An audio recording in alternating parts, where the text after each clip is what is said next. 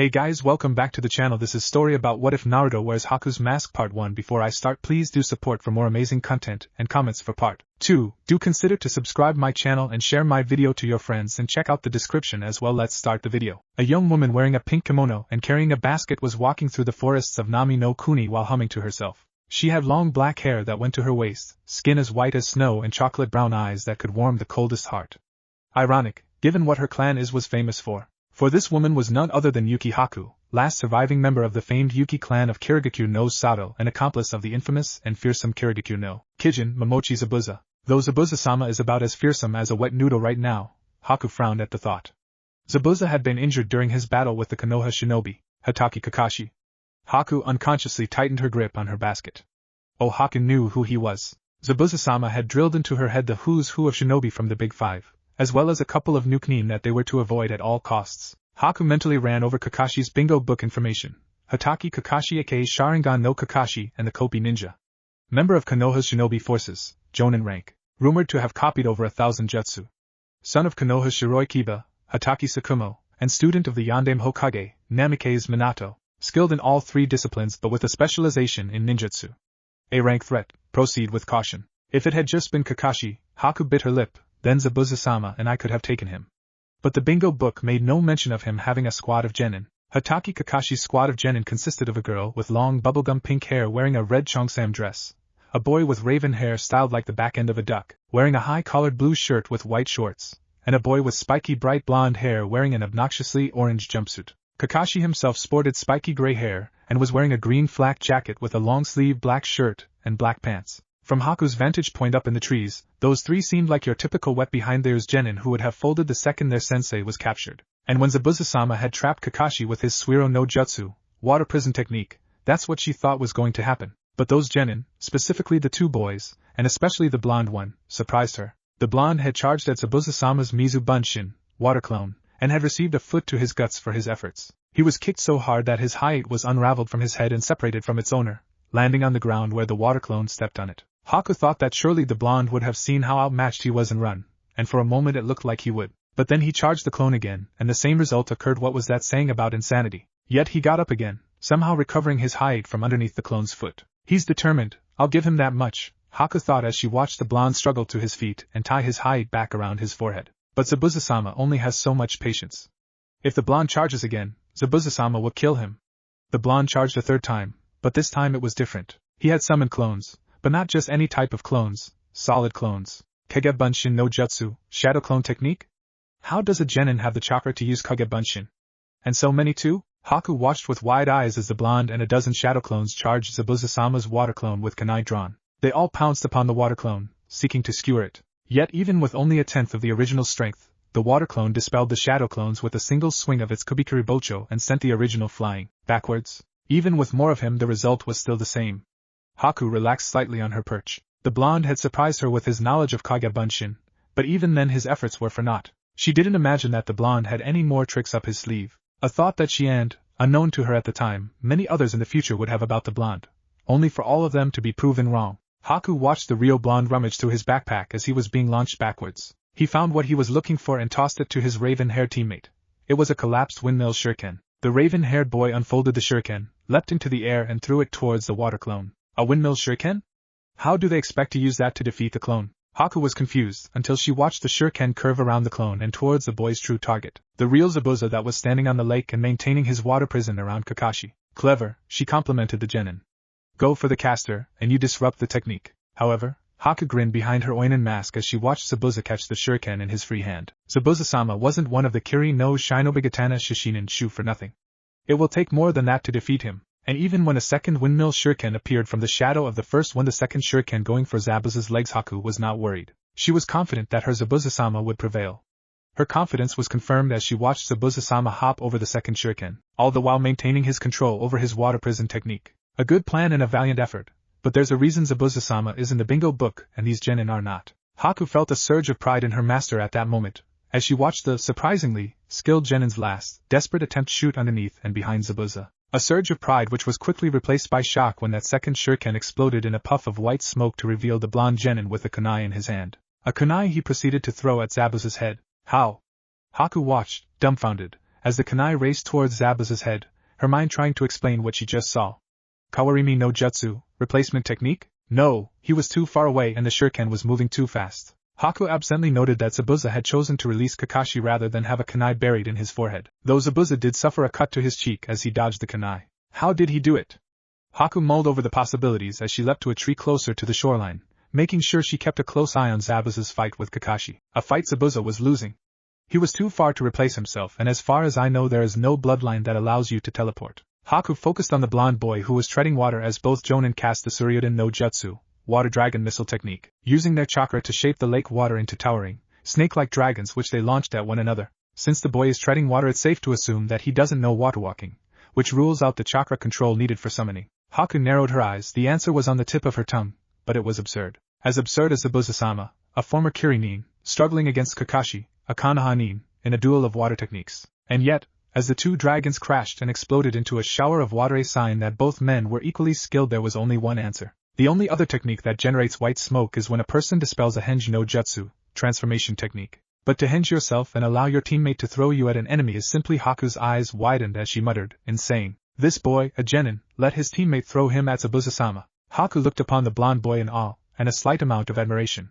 He directly put himself in harm's way, all to save his sensei. Haku was so lost in her thoughts that she was nearly swept up by the great deluge of water from Kakashi's Daibakufu no Jutsu, great waterfall technique. Thankfully for herself, and Zabuza-sama, she was able to avoid the devastating technique. She tree-hopped from the edge of the lake to where Zabuza-sama was blasted to. She arrived just in time to stop Kakashi from finishing Zabuza-sama with a kunai by throwing her saban through Zabuza's neck and placing him in a near-death state. Kakashi checked the body on the ground for a pulse, and though Haku was confident that he would find none, it wasn't the first time she had had to kill Zabuza-sama in such a fashion. Today had been a day full of surprises, so she decided to fill the dead air and hopefully distract the Konoha Jonin from looking closer at the corpse. "Thank you for your help," she said in a monotone that helped her voice sound androgynous. "I hope you don't mind my interference, but I really wanted the honor of taking down one of Kiri's more infamous sons." Kakashi looked up towards Haku with narrowed eyes.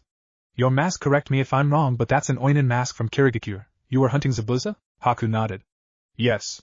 Our corps had heard rumors that Zabuza had been operating around these parts, so I was sent to investigate, and if given the opportunity, terminate." Haku absently noted that the female genin shivered when she said terminate. Kakashi let out a hymn in response. Though he looked relaxed, Haku could see that his body was still coiled like a spring, ready to strike at the slightest threat. "I thought Kiri was still in the midst of a civil war," Kakashi began casually. "Why would the Mizukage send out Oinin, especially one as talented as you appear to be, after a man like Zabuza?" "Thank you for the compliment, Hataki Kakashi-san." Haku gave a minor bow. "It means much coming from a man of your stature. As for why Yandame-sama sent me after Momochi Zabuza, I was sent for what he bears." Haku gestured towards Zabuza's blade that was strapped to his back. "Ah, Kubikuribocho," Kakashi said, sounding slightly sheepish. "That is a good reason to hunt down Zabuza." "But what if Konoha wanted to take possession of the blade?" Kakashi asked with steel in his tone. "Oh?" Haku's eyes narrowed into slits behind her mask. How dare he think of taking Zabuza-sama's blade? She was tempted to throw her samban through Kakashi's damnable Sharingan, but a confrontation with Hataki Kakashi, even an exhausted one, would waste time. Precious time. Time needed to remove the samban from Zabuza-sama's neck before any permanent damage could occur. Thankfully, her reprieve came in the form of a waterlogged genin wearing orange. "What's going on here?" the blonde shouted as he pointed an accusing finger at her. "Who are you?" "Relax, Naruto," Kakashi sighed as he stood up from next to Zabuza's body and walked over to the yelling blonde. "He's not an enemy." "That's not what I asked." "I mean, what I mean is, he killed Zabuza, who wasn't a pushover, but he still got taken out by a guy who's only about my age. Like it was nothing. What, do we suck or something? What's up with that?" Naruto finished his rant. Haku could tell by his tone of voice that he was still hyped up on adrenaline. Naruto," Kakashi ruffled his ragged, ruffian student's hair. "I can see how frustrating it can be to see someone as young as you who happens to be stronger than me." Haku doesn't know why she said it, but she decided to offer the blonde some encouragement and compliment him on his efforts. "Do not be so down, Genin-san. I watched your battle with Zabuza and saw how your actions were instrumental in defeating him. Not many shinobi would allow themselves to be thrown at a superior opponent, let alone volunteer to do so." Naruto blushed and scratched his right cheek with his index finger. He didn't know what to say.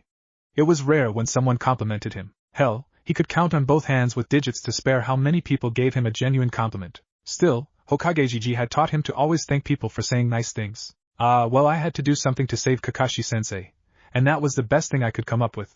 Naruto gave Haku a foxy grin. "Thanks, Oinin-san." Haku couldn't help but let out a giggle that she tried to hide behind her hand. She thought Naruto looked cute with his whisker marks and blush. Don't mention it, Genin-san. Though I might suggest you learn water walking before going up against an opponent like Zabuza again. Kakashi let out a groan at that statement and muttered under his breath. Water walking, chakra control. How did I forget to teach them chakra control? As fun as this has been, I really must be going, Haku said as she used the Shunshin no Jutsu, body flicker technique, to disappear in a swirl of leaves from up on her branch to appear next to Zabuza's corpse in an instant. Ah, you're going to take care of the corpse? Naruto asked. Haku nodded. Though Naruto's question, or rather the knowledge needed to ask said question, surprised Kakashi. Naruto, Kakashi got Naruto's attention. How do you know that he was going to get rid of the corpse? In fact, how did you even recognize him as an Oinin? Oh, that's easy, Kakashi-sensei. When I was younger I would hang out from time to time in Hokage Gigi's office and sometimes members from Umbu or the Oinin Butai would stop by, to report. I asked Gigi who the guys in the funny masks were and he told me? Naruto explained to his sensei as if he was explaining the weather. I see. Kakashi's sweat dropped. Sometimes he forgot how close his student was to Sandaime-sama. Although, Naruto rubbed his chin and squinted his eyes into slits, I thought the rule for Oinin was to destroy the body where it dropped. That is the rule, but every rule, like every law, has some exceptions. Like when an Oinin is surrounded by potentially dangerous shinobi who have something to gain from the corpse-like information or, Haku looked towards Kakashi, something he possesses. Kakashi sheepishly rubbed the back of his head and gave Haku his patented eye smile. Message received. Say goodbye to the Oinin, Naruto. Goodbye, Oinin-san. Thank you for the compliment, and the advice. I'll ask Kakashi-sensei to teach us water walking later. Naruto flashed her his patented foxy grin as he waved her goodbye. Kakashi's shoulders slumped, though whether it was due to his current exhaustion or his future mental exhaustion of having to deal with a hyperactive Naruto pestering him for training was up for debate. Haku placed her hand on Zabuza's chest and body flickered away. Haku paused, her brown eyes flicking to her left, catching something out of the ordinary. A tree nearby had been scored with notches leading up to its top. The notches looked like they had been made by a kunai. Why would somebody tree-walking exercise? What other ninja? Haku's eyes widened. The only ninja I can think of that would be doing the tree-walking exercise are those genin, meaning Zabuza was outsmarted by a genin who couldn't even tree-walk. The laughter that bubbled forth from Haku after that realization filled the forest. It took a few minutes for her laughter to die down, but even then a few giggles still escaped her lips.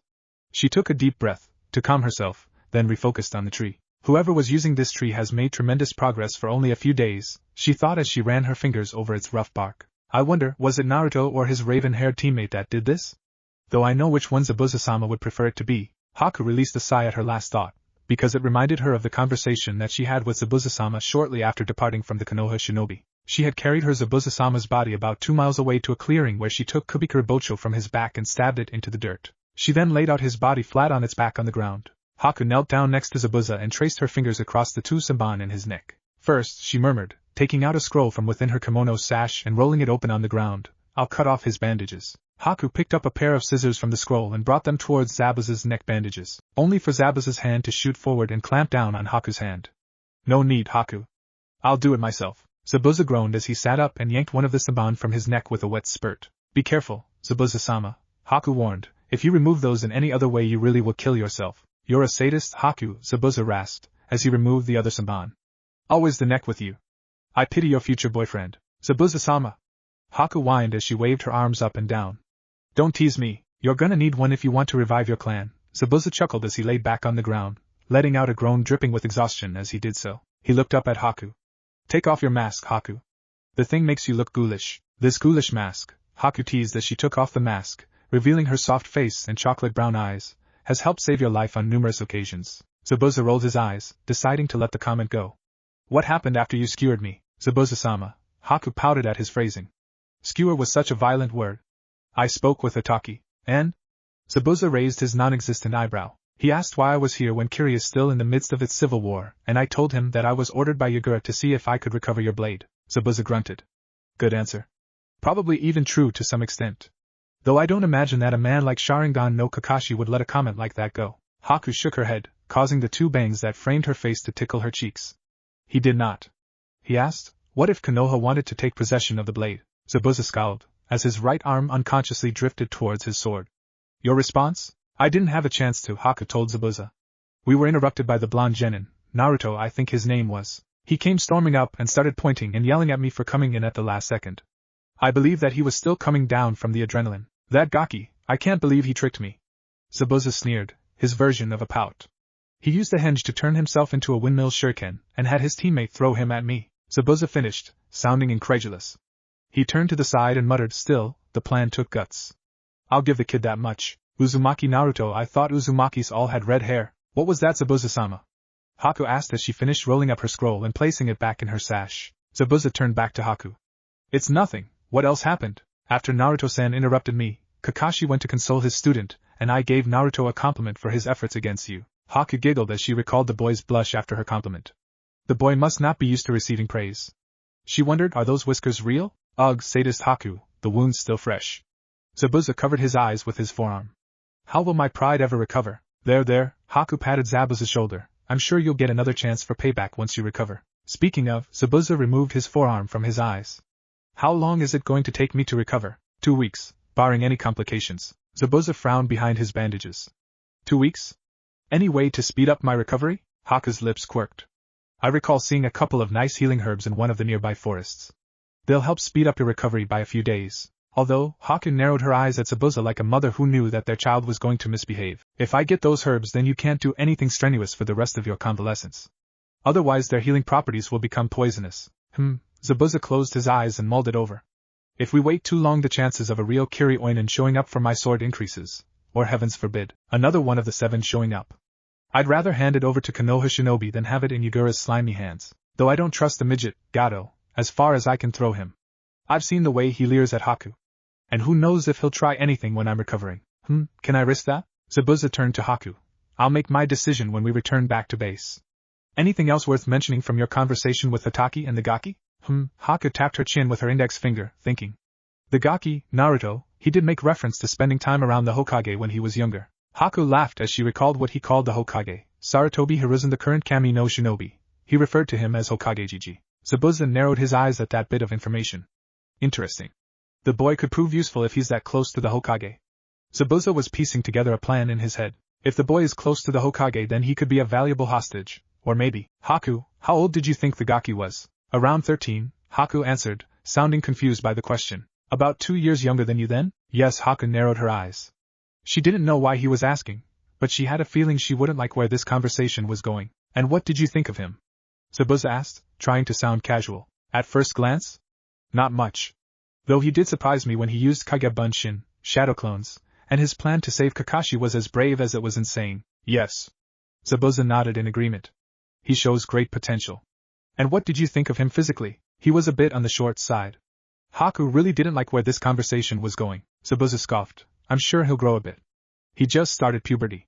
In fact, it wasn't until I was around 15 when I started. Zabuza-sama. Haku interrupted Zabuza and gave him a saccharine smile. The temperature began to drop as Haku's killing intent was rising. What are you planning? Zabuza repressed a shudder. Sometimes Haku was scarier to him than Kisame, and that man fed people to his sword, but he soldiered on. Well, Haku, as your guardian, I only want what's best for you, and I feel like it would be best if you went out and met somebody. In other words, I think it's time you got yourself a boyfriend. Though she couldn't see it, Haku was sure Zabuza-sama's shark-like teeth were on full display and a full grin underneath his bandages. A resounding slap echoed throughout the forest and sent birds fleeing from their nests and to the skies. Haku left the scored tree and walked a bit farther.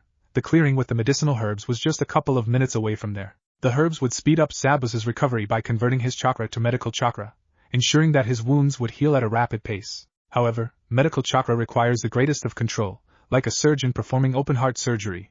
One slip up and you nick an artery and the patient bleeds to death. The same can be said for using medical ninjutsu. Should you surge your chakra and break that delicate balance, you risk crippling or killing your patients. Therefore, it's imperative that Zabuza-sama not be subject to any battle for a week after administration of the herbs. Otherwise, Haku smacked both her cheeks to get rid of the negative thoughts.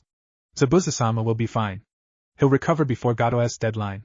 Haku snarled, Gato, that slime. It was a day after their confrontation with Kakashi and his squad, and Haku was still giving Zabuza-sama the cold shoulder. How dare he? She thought as she furiously chopped up some carrots to put into a soup, her knife slightly biting into the cutting board. I am not some whore who will sell herself for protection. She had no idea as to why Zabuza-sama had thought this was a good idea. No, she muttered to herself as she scraped the carrots into the pot. I know his reasons. Zabuza-sama had explained that if they could get the blonde on their side, then they could petition the Hokage for sanctuary. Haku stirred the soup, listlessly staring into its brown liquid. It's actually not that bad of a plan. Konoha is known for its love of bloodlines, as well as being the strongest of the big five. However, Haku frowned as she reached her hand into the neck of her blue kimono and pulled out a necklace. The necklace was on a black cord and attached to it was a silver snowflake embedded with a single diamond in its center. The necklace was the last thing she had from her mother. Kaa-san told me to marry for love. Oh, Zabuza. What's this I hear about you being laid out? Was an old bridge builder too much for the scary demon of the mist? A slimy and, unfortunately, familiar voice broke Haku out of her memories. Haku left the kitchen to see that Gato and his two bodyguards Waraji and Zora had stopped by and were in Zabuza-sama's bedroom. Gato was a short man with shaggy receding white hair that fell down to his back and a thin handlebar mustache of the same color. He preferred to wear dark-colored business suits with a pair of circular black shades. So, demon, Gato said with an eye roll, his voice dripping with derision, what kept you from finishing the job? The old man hit you with his cane? Zabuza laid in his bed. Silent. The sheets pulled up to his neck. Waraji let out a bark of laughter. Ya, was the old man too much for ya? I always thought that you were compensating for something with that sword of yours. Waraji was a brown-skinned man with an eye patch covering his right eye who sported a goatee and preferred to have his hair up in a topknot. He was shirtless and wore white pants. Shinobi, Zora spat the word, always think they're better than us cause they got that chakra crap. Boss could have paid us half and we would have gotten the job done. Zora was a light-skinned man with bluish-white hair who wore a blue jacket with black pants and a purple beanie. He also had 2 tattoos on his face that went from below the center of each eye to the center of each cheek. Gato nodded. That's right, I could have had my boys here do your job for half the price. So, Gato approached Zabuza's bed. What gives? I paid you good money, and here you are lying in bed wasting it. The bridge builder, Zabuza began, hired Shinobi. And so what? Gato yelled, interrupting Zabuza. What do you care about some random? Zabuza flexed his killing intent, a purple aura gathering around his body. Gato's bodyguards reflexively grabbed the katanas strapped to their waists, and took a step back. Gato quickly shut up. Zabuza glared at Gato to keep him quiet. As I was saying, the bridge builder hired Shinobi. One of whom was Hatake Kakashi. Gato paled. He knew who Kakashi was. When Gato was a more reputable businessman, he had thought about hiring the strongest shinobi from the strongest village to do a mission for him. When he asked the Hokage, the old geezer told him that their best shinobi, Hatake Kakashi, was very expensive, meaning he was very dangerous. Zabuza continued. Therefore, you'll now be paying triple my rate. What? Gato bellowed, forgetting his fear for a moment as he reached out to pull back Zabuza's bed sheet. That's highway robbery. As Gato's hand was about to grasp the sheet, Haku decided to intervene. She grabbed the minuscule mogul's wrist with enough force to break it and declared in a chilling tone, You will not touch Zabuza-sama. Gato screamed out in pain. You bitch! Seeing their boss being attacked spurred the 2 bodyguards into action. Yet before they could take a single step, Haku had disappeared in a burst of speed and reappeared between the 2 of them. In her hands were their swords, drawn from their sheaths and resting at their throats. Zora and Waraji had the same thought, fast. Haku, release them. Zabuza ordered. Haku nodded. Releasing the 2 bodyguards, she disappeared in another burst of speed and reappeared by Zabuza's bedside. Gato, Zabuza started, making sure that the midget, who was still holding his broken wrist, was paying attention before he continued. When Gato looked up from where he was kneeling on the floor, Zabuza knew he had succeeded. You'll pay me triple. Fine, Gato spat, as he threw a glare towards Haku. Triple. But you'll do it in 2 weeks. Zabuza glanced towards Haku, the unasked question obvious. Can I be up before that? Haku gave Zabuza a slight nod. Agreed, Gato. 2 weeks. Now leave, I've got plans to make. Gato left the hideout with his 2 bodyguards, a look of apoplectic rage on his face. I had it handled, Haku. Zabuza moved the sheet to show that he had a kunai in his left hand. I know, Zabuza-sama. Haku clasped her hands in front of her waist. Though I didn't want that slime to touch you, Zabuza repressed a sigh. Sometimes Haku's devotion was a bit excessive. You'll have to get used to it, Haku. Our current way of life will have us dealing with slime like Gato on a daily basis. Haku groaned and face-palmed. Zabuza-sama wasn't as sly as he thought he was. Fine, Zabuza-sama, I'll think about your plan. Think. About. It. And that's all I'll promise you. If Zabuza could, he would have done a little jig. Sadly, his injuries prevented him from doing so. So he settled for a bright grin hidden by his bandages. That's all I ask, Haku. And who knows, maybe it was destiny that we met the Gaki. Now I want you to head out tomorrow and get the herbs. I feel like I'll need to be at my best soon. As you wish, Zabuza-sama. Haku bowed. And Haku, I smell the soup burning. When Naruto had fallen asleep in the forest, the things he had expected to be awoken by included the sun, an animal, his sensei, one of his teammates, or, heaven forbid, some enemy. He never expected to be woken up by an angel. You'll catch a cold if you sleep out here, a voice as soft as silk said, as Naruto felt a hand gently shake his shoulder. Groaning, Naruto opened his bleary eyes only to be met with warm chocolate-brown eyes, residing in a soft face with a button nose and pouty pink lips all framed by a curtain of black tresses. Beautiful, Naruto murmured. The angel blushed, as her hand left his shoulder and demurely covered her mouth. She giggled, thank you for the compliment, Shinobi-san. She moved her hand and gave Naruto a bright smile. Naruto, realizing that he blurted out his thoughts, scratched the back of his head as he gave her a sheepish grin. Sorry. Naruto then tilted his head, as his mind caught up with her last comment. Say, how did you know I was a shinobi? Naruto asked with the slightest amount of suspicion. The angel slowly reached her hand forward and flicked his height, producing a tiny ding as her nail struck the metal. Is this not your headband, Shinobi-san? She asked teasingly. Naruto grumbled as he quickly turned his head to the side to hide his embarrassment. Baka Naruto, he silently admonished himself. He then turned towards the woman and stated, and my name's not Shinobi-san, it's Uzumaki Naruto, future Hokage of Konohagakure. He finished his statement with a bright grin. My apologies, I did not know I was in the presence of someone so great, she said with full surprise coloring her tone. She bowed her head slightly. My name is Yuki Haku, aspiring doctor. Doctor? Naruto tilted his head, then shivered. I'm not a fan of doctors, too many needles. Haku held up her basket as she suppressed a laugh.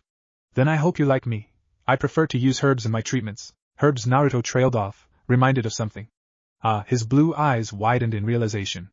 I didn't hurt the herbs, did I? He asked, hoping he didn't damage the herbs during his training last night.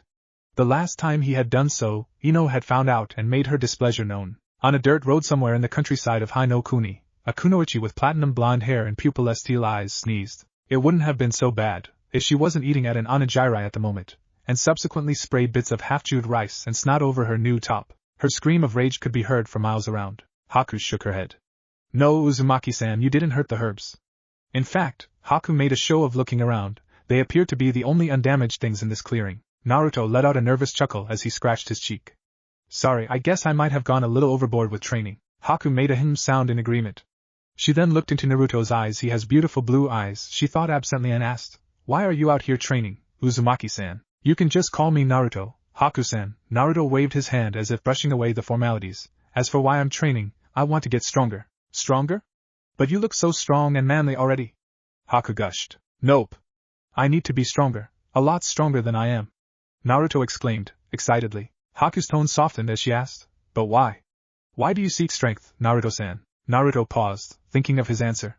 If you had asked him a week ago, his answer would have been, so I can be the Hokage. But after their team meeting 2 days ago, his answer has changed. Kakashi's team was currently resting from their confrontation with Zabuza in a room that Tazuna had provided for them at his house. Kakashi was resting on the sole futon in the room, having collapsed from chakra exhaustion shortly after the Oinin had left with Zabuza's body. While each of his genin was doing something to relax, Sakura was brushing her hair, Sasuke was checking his equipment, and Naruto was leaning on the windowsill and staring out to sea. It was his final genin, Naruto, who occupied Kakashi's thoughts as he stared up at the ceiling. Naruto surprised me. I did not expect him to henge into a shuriken and have Sasuke throw him at Zabuza. It was wonderful teamwork. Although Naruto, come here for a second, Kakashi ordered as he continued to stare up at the ceiling. Naruto broke out of his daydreaming and knelt down by Kakashi's bedside. What is it, Kakashi-sensei? Kakashi gave Naruto his eye smile to put him at ease. Naruto, I want to thank you and Sasuke as well for saving me. Your plan to force Zabuza to release me was ingenious. Naruto bashfully rubbed the back of his head. Gee, thanks, Kakashi-sensei. I just knew I had to do something to save you, Databayo. It's like you said, those who break the rules are trash, but those who abandon their comrades are worse than trash. Thank you, Naruto. However, Kakashi narrowed his eyes at his student. Why didn't you have a shadow clone transform into a shuriken and have that thrown instead? You realize by having the real you thrown you placed yourself in immediate danger? Naruto started to sweat. Yeah? I guess I didn't really think that far ahead. No, Kakashi sighed, you didn't think that far ahead, but that's a reflection on me, your teacher, rather than on you. The Oinin made it clear when he mentioned water walking that I have been neglectful as your sensei. To all of you. Sakura perked up. Water walking? She asked, as she placed her brush in her bag and walked over to kneel on the other side of Kakashi's bed. What did the Oinin mean by water walking? And what is an Oinin anyway? To answer your first question, water walking is a chakra control exercise that teaches a shinobi how to channel chakra through their feet to stand on water. It's how Zabuza and I were fighting on the lake. Kakashi explained. And why haven't you taught us that yet? Sasuke interjected, as he plopped himself down next to Sakura, sitting cross-legged. Kakashi mentally sighed, as he prepared himself for the eventual explosion from his students. Because I've yet to teach you tree walking. Tree walking, Sakura's eyes narrowed in thought. Is this something that the other genin squads have already been taught? She asked with an accusing tone. Kakashi winced. Damn, sometimes I forget how smart Sakura is maybe? He squeaked out. Kakashi-sensei. Sakura erupted. Just what are we supposed to know by now? A lot more than you currently do, Kakashi told her as he tried to burrow himself into his pillow to escape his female student's wrath. And that blame lies solely with me, Kakashi admitted as he looked towards his students, and for that I apologize. I was hoping that you three would approach me with questions on how to improve, but I've realized as I've been laying here that you three probably didn't even know what you had to improve on. And what do we have to improve on? Sasuke asked with his chin resting on his threaded fingers. A lot, though the most pressing thing is chakra control. It'll help improve Sakura's reserves, as well as ensuring that you and Naruto don't waste nearly as much chakra on your jutsus. Kakashi explained. So, we'll start with tree climbing tomorrow. We need to do this because you never know when we'll run into another shinobi like Zabuza. Hell, I wouldn't put it past Gato to hire another nin. Would he really do that, Kakashi-sensei? I mean, Zabuza had to have cost him a pretty penny to hire. Wouldn't that have set him back? Sakura asked, sounding a bit fearful of potentially facing someone like Zabuza again. Kakashi didn't want to worry his genin, but as they say, forewarned is forearmed, so he soldiered on. The fact that he hired someone like Zabuza means that his operations here in Nami no Kuni are lucrative.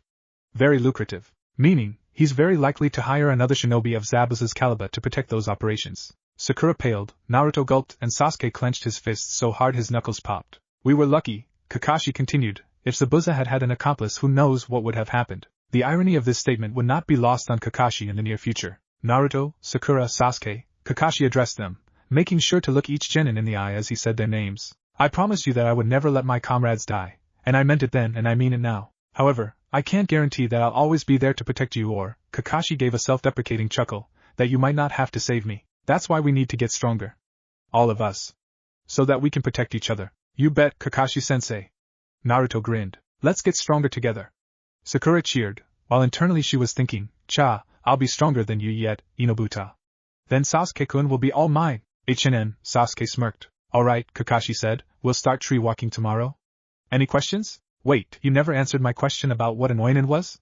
Sakura pointed out. Kakashi's sweat dropped, sorry, I forgot about that. He turned to his orange-garbed student. Really need to get him some darker clothes. How he outran and hid from Umbu in that monstrosity is beyond me. Would you care to field this one, Naruto? Sure, Naruto chirped. It was rare that he actually got to show off his knowledge. Naruto turned towards Sakura. An oinen is a ninja who's responsible for hunting down their village's missing nin and disposing of their bodies. They do it so that enemy villages can't learn secrets from their bodies or take anything from them. Konoha has some oinen as well. They serve as part of Umbu. Wow, Sakura gasped. I didn't know that happened. And I didn't know you were so knowledgeable, Naruto, she said, sounding impressed. Hee, when you hang around Hokage as much as I do, you learn some things. Naruto said as he placed his hands behind his head. Sakura shook her head, as if to ward off an impending headache. Naruto, stop referring to Hokage-sama so disrespectfully. But Sakura-chan, Naruto moaned weakly. Having had this conversation before and knowing where it's gonna go, Hokage likes it when I call him that. I don't care. It's disrespectful, so you shouldn't do it. Sakura huffed, as she crossed her arms. Sakura-chan. Naruto hung his head. Although, another question popped into her head as she mentally ran through Kakashi and Naruto's conversation with the oinen. I recall you saying that it was a rule for oinen to dispose of bodies where they dropped. Why didn't he? Kakashi let out a nervous chuckle. I may have implied that I wanted to take Zabuza's blade for Konoha. Sasuke scoffed. That hunk of metal? Don't laugh, Sasuke.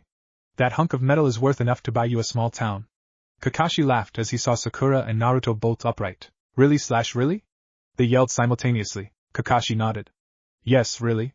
Zabuza's blade, the Kubikurabocho, is one of 7 special blades that is passed down to the best 7 sword wielders of Kirigakure no Sato. Each blade has a special ability associated with it, and when all 7 swordsmen are on the battlefield with their blades, they are said to be capable of bringing down an entire nation. Wow. Naruto and Sakura were amazed. Even Sasuke was impressed, going by the slight widening of his eyes. Ned Kakashi-sensei, Sakura began wringing her hands. We don't have to worry about another swordsman showing up, do we? Kakashi allayed her fears. It's highly unlikely, Sakura. From our intel, 6 of the 7 are either dead or missing nin. There is one who remains loyal to the Mizukage, but with Kiri's civil war I doubt he would be leaving his Kage's side anytime soon. Sakura breathed a sigh of relief. That's good. Naruto nodded his head in agreement, and Sasuke slightly relaxed. That's enough talk. We've got an early morning tomorrow, so let's get some rest. Kakashi dismissed them. A snap of fingers broke Naruto out of his thoughts. Are you okay, Naruto-san? Haku asked him as she withdrew her hand. Sorry, Naruto gave her an apologetic grin. I guess I was just lost in thought. To answer your question, I want to get stronger to protect my sensei and teammates. There Naruto paused as he searched for the right words. Precious to me. Haku's eyes shone brightly at his answer, and for some unknown reason, Naruto felt like he had just passed some sort of test. That's a good reason to get stronger. In fact, I think that the only way for a person to be truly strong is when they are protecting someone precious to them, Haku explained as she gave Naruto a smile that made his heart do backflips. I agree, Haku-chan, Naruto exclaimed. Haku blushed at the affectionate suffix. Then she threw Naruto a sly grin. Haku-chan? My Naruto-kun, Haku teased as she drew out the kun suffix. How forward of you, Naruto yelped, his face turning cherry red, as he frantically waved his arms up and down. No. I mean you are pretty beautiful, but I didn't mean but I wouldn't mind getting close to you, I mean getting to know you. I mean I'll shut up now. Naruto trailed off as he stared at the dirt, wondering if the earth would be kind enough to swallow him at that moment. Haku giggled. Poor boy, she thought, he blushes any harder and he might faint. Somewhere in Kanahigaku no Sado, a blue-haired kunoichi with pale lavender eyes sneezed, during a meeting between her father and sister. Are you okay, Nei-chan? A girl with long brown hair and similar eyes asked. I'm okay, Emuto, the blue-haired kunoichi assured her with a smile. Their father, who had long brown hair and pale eyes as well, let out a small cough to get their attention. Hinata, Hanabi, let us continue. Yes, Tusama, they both replied. It's alright, Naruto-kun, Haku assured him, placing emphasis on the suffix. I was just surprised. Haku stood up and offered the boy a hand. Now would this kind gentleman assist this humble doctor with her tasks? Naruto took her hand and stood up. You bet, Databeo. Databeo? Haku asked as she covered her mouth to suppress her giggles. Naruto just groaned as he facepalmed. Unknown to either of them, a raven-haired genin was leaning against a tree and listening to the conversation. The dobe has got himself a girlfriend. Sasuke smirked as he put his hands in his pockets and left to report to Kakashi. Wonder what the scarecrow will think of this. Scene change. Elsewhere on the island, Gato was sitting in his office smoking a cigar with his left hand. That bitch, he glared down at his broken right wrist that was in a sling. She dares to harm me? Gato? I am the biggest businessman this side of the elemental nations. Gato was broken out of his fumings when his assistant entered his office. Gato-sama, we've got a message from our contact in Kirigakure no Sado. And? Gato growled, as he glared at his assistant over his shades. The message in his eyes was clear. If I don't like this, I'll be needing a new assistant. Gato's assistant gulped. Our contact has informed us that the Mizukage is interested in our offer, and he will be sending his agent in the next 10 days. Wonderful. Gato took a long drag of his cigar, held the smoke in his mouth for a second, and slowly exhaled.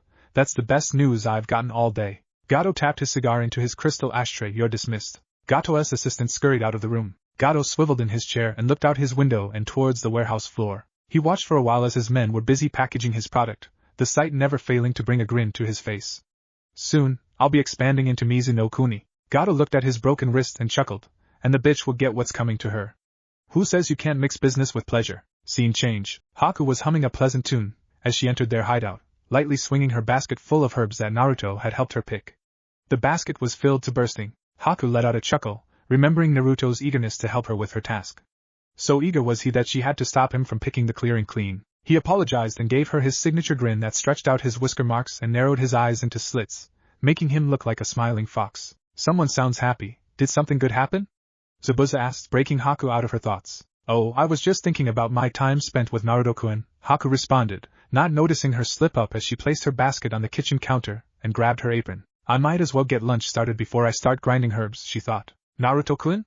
Zabuza parroted, confused. The blonde Gaki? When did you meet the Gaki? Wait, why are you calling him kun? If the brat touched you, I'll kill him, Zabuza roared, a surge of overprotectiveness overcoming him. Zabuza-sama! Haku gasped, her hand going to her chest to calm her racing heart. She had not expected that outburst. Then Zabuza's words registered in her mind, and her eye twitched. If the brat touched you, I'll kill him. Oh Zabuza-sama, Haku said in a sweet tone of voice as she approached his bedside, unconsciously charging Hayatan chakra to her right hand. Zabuza gulped as phantom pains ran through his cheek. I know that tone of voice, Zabuza thought frantically. It's the same tone she used when Zabuza's thoughts were cut short by a familiar pain. It's your plan, Zabuza no Baka. Haku yelled. For the second time in 3 days, a resounding slap echoed throughout the forest and sent birds fleeing from their nests and to the skies. So, you met the Gaki? Zabuza asked after he had regained consciousness and Haku had given him his first dose of medicine. He repressed a shudder at the bitter taste as he reached for a glass of water to wash the taste down. Yes, she said as she sat in a chair by his bedside. I happened to meet him in the forest near the herbs I needed to get. He had exhausted himself training. Oh? Zabuza raised his glass to his lips, and what was the Gaki training in? Haku slyly smiled as she watched Zabuza take a drink. Nothing much, just tree walking. A spray of water escaped Zabuza's lips as he sputtered. What? I was outsmarted by a genin who couldn't even tree walk. Yes, Haku nodded as she tried, and failed, to keep the laughter out of her voice. Quite an accomplishment for my Naruto-kun. Zabuza slumped in his bed, a dark miasma surrounding him as he repeatedly muttered, he couldn't even tree walk. He couldn't even tree walk. He did this for a few seconds until Haku's comment registered. Wait. Zabuza sat up and looked towards Haku with hope shining in his eyes. My Naruto-kun? Does this mean that you'll carry out the plan? Haku blushed and looked away. Well, it's too soon to tell. But when we parted ways we agreed to meet up again tomorrow. That's great. Zabuza cheered. Soon we'll be Konoha shinobi and won't have to look over our shoulders anymore. Zabuza-sama. Haku whined as she waved her arms. I never said that I agreed. Plus, we don't even know if Naruto-kun will agree. Zabuza brushed off her comment with a wave of his hand. Meh, I've got a feeling that it will all work out. It's like it's destined, or something. Haku's eyes widened. Zabuza-sama, are you clairvoyant? What? Zabuza asked, confused. Scene change. I'm back, Naruto announced as he entered Tezuna's house with a bounce in his step. He saw that his team was eating breakfast at the dining table with the client's family. Kakashi, sitting at the head of the table with a good view of the front door, threw Naruto a lazy wave, his face buried in his precious Ika. Yo, Naruto, get some training done this morning? Kakashi asked, a hint of mirth in his voice. Yes, sensei, I did.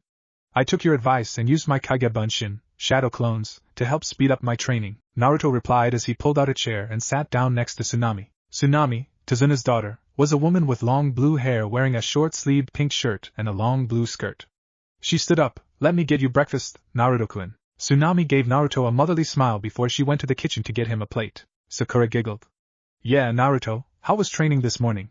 She asked, putting stress on the word training. Sasuke raised his bowl of rice to his face to hide his smirk. It went fine, Naruto stated slowly.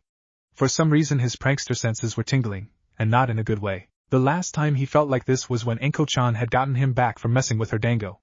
Naruto shivered at the memory. Deep in the bowels of Konohagakura's torture and interrogation building, a kunoichi with light purple hair and pupilless brown eyes sneezed, right into a prisoner's face. Is the big, mean torturer coming down with a cold? The prisoner mocked. The kunoichi narrowed her eyes, then she gave the prisoner a devilish grin as she went to her instrument table and grabbed a bottle of chili powder and a funnel. Sneezing and screams were heard soon after. Naruto continued. I made good progress. I'll probably be at the top of the tree in a few days. That's great. Maybe you and Sasuke will catch up to me soon. Sakura teased as she held up her arm and flexed her bicep. Sasuke and Naruto rolled their eyes good-naturedly. Tsunami returned and placed a bowl of rice and a plate of grilled fish in front of Naruto. Here you go, enjoy. Thanks, Tsunami-san, Naruto said as he picked up his chopsticks. Itadakimasu. Naruto took his first bite of rice and moaned in delight. This is as good as Ayam-chan's cooking. In a small ramen stand, a young woman with long brown hair and black eyes sneezed. Are you okay, Ayam? An older man with graying black hair and small black eyes asked as he was wiping down the counter. I'm fine, too-san, she assured him as she tied on her bandana. Maybe someone is thinking about me? Our #1 customer, perhaps? The old man teased. Ayam's face flushed red. Too-san. Naruto took a bite of his fish and was savoring it when Kakashi let out a perverted giggle. Oh Haruto, you naughty boy, seducing a doctor in a forest. What? Naruto coughed out, pounding his chest as he tried to dislodge the fish caught in his throat. Tsunami smacked him on the back, helping him clear his airway and sending a glob of half-chewed fish flying from Naruto's mouth and onto the table with a wet splat. You, Sakura and Inari let out at the same time. Naruto's head whipped towards Kakashi. What did you say? Oh, nothing. I'm just enjoying this story about a ninja and a doctor meeting in a forest, Kakashi said with feigned casualness. Kakashi peered over the edge of his book and locked eyes with his blonde genin, enjoying how he began to squirm in his seat. Have you heard it before? Kakashi asked, innocently. Naruto gulped. Scene change. In a darkened office, a man stood in front of his windows and watched a mass of dark clouds creep their way over the mountains. When he was younger, the beast inside of him would stir when a storm approached.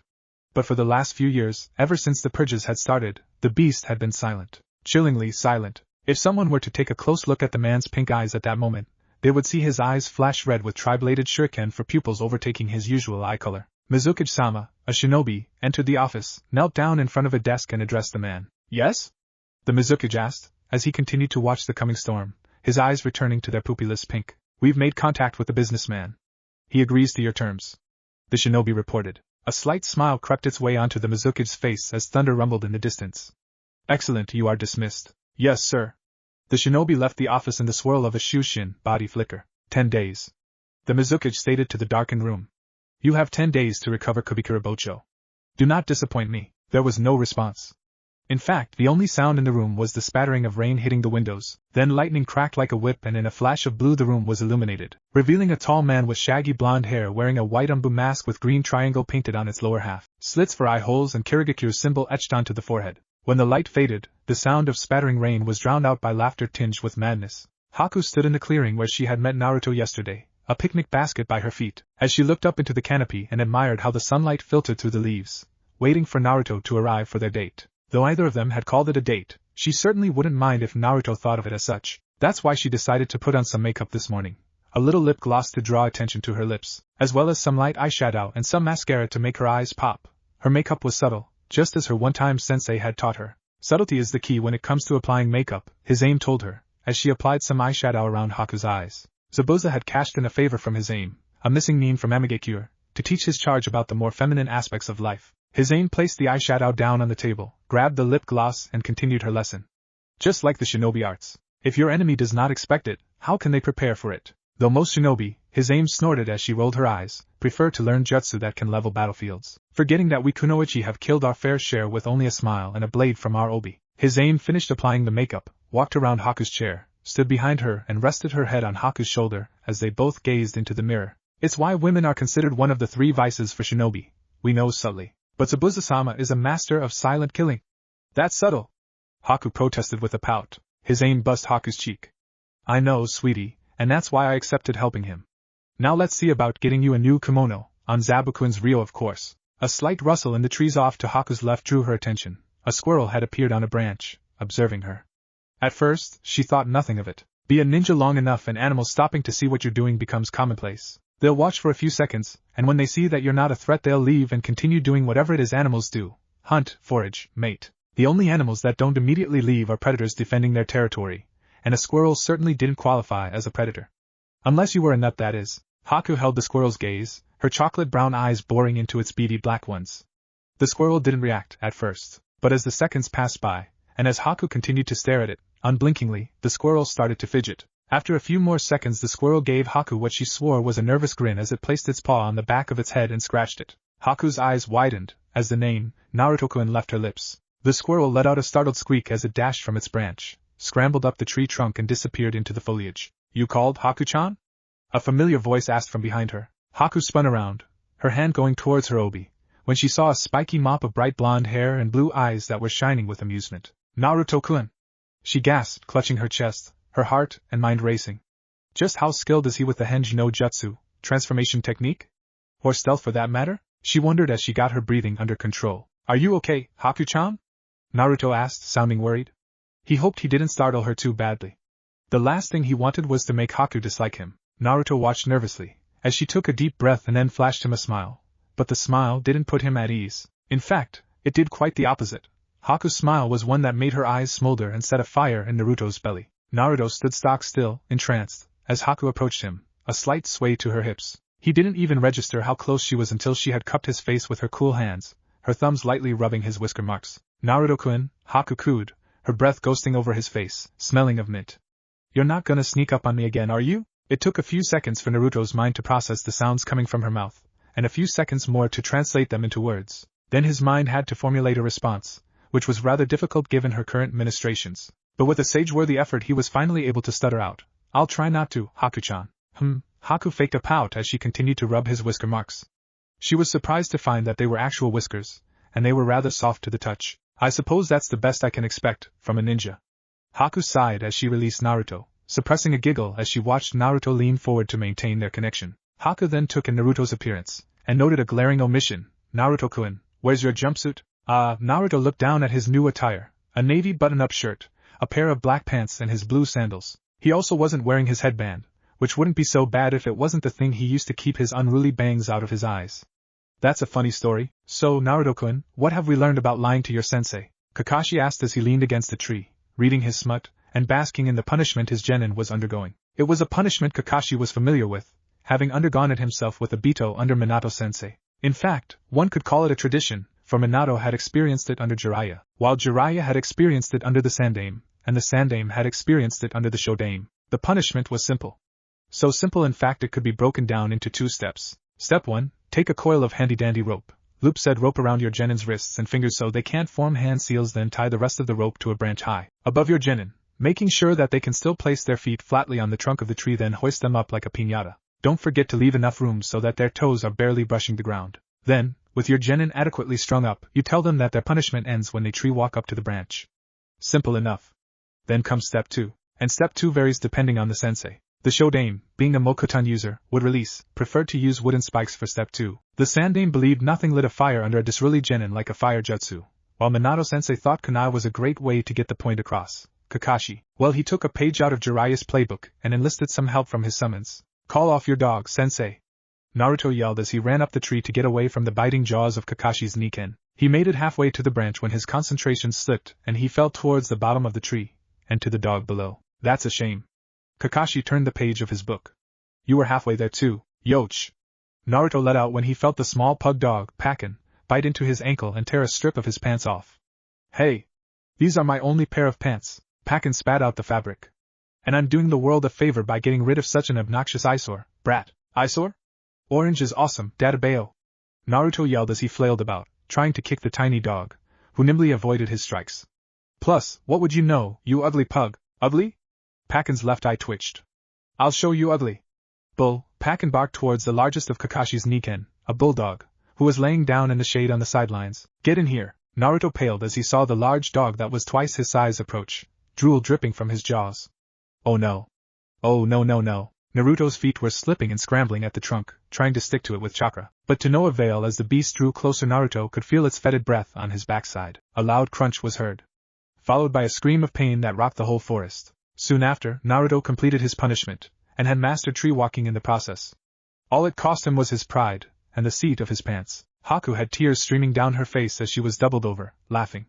So your sensei's Niken, they ripped up your pants? Haku was able to get out through her laughter. Yeah, Naruto chuckled good-naturedly. Looking back on it, he could see he was wrong not to tell his sensei what he had done yesterday morning. Thankfully our client's daughter, Tsunami, is a seamstress in her spare time, so she had some clothes she'd made lying around. Haku's laughter died down into chuckles, and soon into giggles. How fortunate for you, Naruto-kun. Though I must say she chose rather well. Those clothes look very good on you. The shirt really brings out your eyes. Naruto grinned. Thanks for the compliment, Haku-chan. Naruto then squinted his eyes as he looked at her. I don't know what you did, but you look even prettier today, Haku-chan. Haku blushed as she brushed a loose bang behind her ear. Thank you.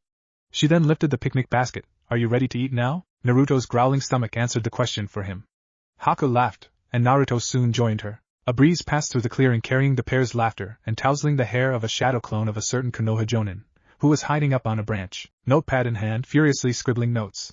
Jiraiya-sama would be so proud right now, the Kakashi clone thought. Scene change. In Yugakure no Sato, an older man with waist-length white hair, wearing a green short kimono with matching pants under which he wore mesh armor. He also wore handguards, a black belt, red geta sandals and a red haori with 2 yellow circles on each side. He also carried with him a large scroll that rested on the small of his back. Currently, the older man was sitting on a branch, a telescope in his left hand, a pen in his right and a notebook on his lap. He was gathering inspiration for his latest volume of Ika Ika by researching at one of Uno Kuni's numerous hot springs. His latest subjects of research had just entered the bath. 4 young women, 2 blondes, a redhead and one with light gray hair. The 2 blondes were light-skinned while the redhead and grayette were darker-skinned, meaning those 2 most likely hailed from Kaminari no Kuni. All 4 were wearing towels, though he could tell by the way the towels clung to their forms that everyone but the redhead had tremendous assets. Come on girls, don't be shy, the man muttered under his breath as a perverted chuckle escaped his lips. Show Jiraiya-sama what you're working with. Jiraiya leaned forward, his left eye fused to the end of his telescope as he watched the women enter the bath and begin to shed their towels. Yes. His pen was a blur of motion, he was writing so fast it was doubtful if even the Sharingan could keep up with it. Just as the blonde with the bob cut was about to bear all, a breeze brushed past Jiraiya's nose and caused him to freeze, his telescope falling from numb fingers. The world has changed, he stated with wide eyes as he shot up to his feet and turned towards the breeze, unaware that his sudden motion alerted the women below him to his presence. Women who happened to be kunoichi. Jiraiya took a deep whiff. I smell it in the air. He closed his eyes and reached out to his greatest source of power. I feel it in the perv. When Jiraiya opened his coal eyes, they were burning with a determination hotter than the sun. Pointing into the breeze, he roared to the heavens, somewhere a great story has just begun. So focused was he on this divine revelation that he nearly did not notice the blue, rodent-shaped fireball and 3 lightning balls flying towards his face. Instinctively, he replaced himself with a Kage Bunshin, shadow clone, He always had one on standby in case of emergencies. Then he proceeded to let out howls of pain and anguish, so as to appease his attackers. Then he waited to see if they would follow up. Thankfully, after a few minutes, nothing happened, but just to be sure he jumped into a separate tree to check the bath. It was empty. Jiraiya pouted, a rather unbecoming look on the man. They're gone. And I was so close too. Just a little more and I would have seen everything. Jiraiya had what could only be described as a lecherous grin on his face. A polite cough broke Jiraiya out of his debauched imaginations. Jiraiya turned around to see a snow monkey with gray fur crouched behind him. The monkey wore a black gi with the Konoha leaf stitched onto its chest in silver. It held a scroll in its paw. The monkey held out the scroll. Jiraiya-sama, a message from Sandaime-sama. Oh, and what does the old monkey want now, Itsuki? Jiraiya asked as he took the scroll and checked it for the usual security seal. It was a seal that was attuned to his blood and chakra, meaning that only Jiraiya could open the scroll. If anyone else tried, the results would be explosive. Finding it, Jiraiya bit his thumb and smeared the bloody digit on the seal as he channeled chakra. The seal glowed white and then faded from the paper. I do not know what Sandaime-sama wants. I am just a messenger. Itsuki replied in a no-nonsense tone. If that is all? Itsuki asked, arms folded onto his chest. Jiraiya waved him off, his eyes consuming the scroll. You're dismissed. Tell sensei I'll have more information after I speak with my contact. Itsuki disappeared in a white puff of smoke as Jiraiya finished the message. So sensei wants to know more about the bloodline purges in Kiri. Jiraiya muttered under his breath as he tried to puzzle out Pure FSS motivation. What's the play, sensei? Alliance? Jiraiya snorted at the thought. I don't see sensei allying with Yagura after he systematically began slaughtering his own people. The rebels? Maybe. Jiraiya trailed off as he rubbed his chin. The rebels. The bloodline rebels. Recruitment? Konoha did lose a major bloodline with the loss of the Uchiha. Jiraiya shook his head. It doesn't matter, sensei will tell me when I've got the info for him. Jiraiya threw the scroll into the air and destroyed it with a small Gokaki no Jutsu, Grand Fireball Jutsu. Jiraiya watched the ashes of the scroll be scattered by the wind. Off to see Kaido, Inami no Kuni. Scene change. So why did you become a shinobi, if you don't mind my asking? Haku asked before she took a bite of some of the onigiri she made. It was quite good if the sounds Naruto were making were any indication. Naruto swallowed his food before he spoke. Ayam-chan had pounded into him the importance of table manners. She has the dented ladle to prove it. I became a shinobi because my Gigi is the Hokage and I wanted to be like him. Haku feigned shock. Your grandfather is Hokage? Naruto chuckled. No, he's not my actual grandfather. He's just taken care of me for as long as I can remember, so I call him Gigi. And what about your parents? Haku asked, though she soon came to regret it as she saw his bright blue eyes dim and his shoulders slump. I never knew my parents. I'm an orphan, Naruto stated sadly. I'm sorry, Naruto-kun. If I had. Haku began to apologize, but was cut off. It's okay, Haku-chan, Naruto reassured her with a soft smile. You didn't know. Plus, Gigi told me that my parents were great ninja, heroes who gave their lives to protect the village. Is that why you want to be Hokage, to protect the village your parents protected? Haku asked softly. That and also, Naruto unconsciously placed his right hand on his stomach. I'm not exactly well liked in my village, though that is probably putting it lightly. So I want to be Hokage, because being Hokage means I would have gained everyone's respect, and they will stop looking down on me. Naruto then locked eyes with Haku, his blue orbs boring deep into her brown ones, shining with a pain that Haku knew all too well. I don't want to be hated, are what his eyes said, and it was a message that resonated with Haku's very soul. Naruto-kun, Haku began slowly, I know how you feel. I wasn't well liked by my village either. Haku chuckled mirthlessly. In fact, I was despised by my village, all for something I couldn't control. Haku reached into her kimono and pulled out her necklace, and showed it to Naruto. This is the only thing I have left from my mother. Naruto gulped. Did they? Naruto stopped, the unasked question hanging in the air. Yet both knew what he was going to ask. Yes. Haku nodded. Unbidden, tears began to stream down her face as memories of the day she lost her mother flashed through her mind. She remembered her mother and father arguing, the mob of villagers gathered outside her house, yelling things like ice whore, mutant, freak and demon, a sound of shattered glass, her mother screaming and then blood, lots of blood, her mother's blood, from her mother's body lying on the floor, cold, dead. Haku wanted to be hugged. To feel her mother's warm arms around her like she was feeling right now. Wait. Haku looked up to see that she was currently in Naruto's arms, her face buried into his chest. Haku's face burned scarlet. I'm sorry, Haku-chan, Naruto murmured into her ear as he gently stroked her hair and held her. Haku tried to open her mouth to say something, but nothing came out. Her mind was fried. This was the first time she had ever been held by a boy, and it was after he had seen her cry. Does he think I'm weird? Is my makeup running? I didn't want to cry in front of him. He feels warm. Eventually, Haku just decided to go with it and snuggle into Naruto's embrace, basking in the comfort he provided. Neither could tell you how long they held one another, but both would have agreed it didn't last nearly enough. Reluctantly, Haku was the first to move, as she rubbed her eyes on the back of her hand. They came away black with makeup. I'm sorry, Naruto-kun, I don't know what came over me. Haku reached into the picnic basket, pulled out a canteen of water and a napkin, and started to wipe her eyes. It's okay, Haku-chan, Naruto reassured her. Sometimes when you need to cry you need to cry. Still, it was embarrassing, Haku stated as she balled up the napkin and placed it in the picnic basket. It wouldn't do to litter now, would it? She then turned towards Naruto and asked with a bright smile. How do I look? Naruto drank in Haku, her cheeks slightly flushed. A black smudge of mascara was still on her left cheek, her eyes were puffy from crying, and her hair had a few strands out of place from being held against his chest. Beautiful, Haku-chan, Naruto replied, as if he was stating a self-evident truth. The sun rises in the east, the planet is round and Haku is beautiful. Haku flushed, then a glint of determination entered her chocolate-brown eyes as she leaned forward and placed a kiss on Naruto's right cheek, dangerously close to the corner of his mouth.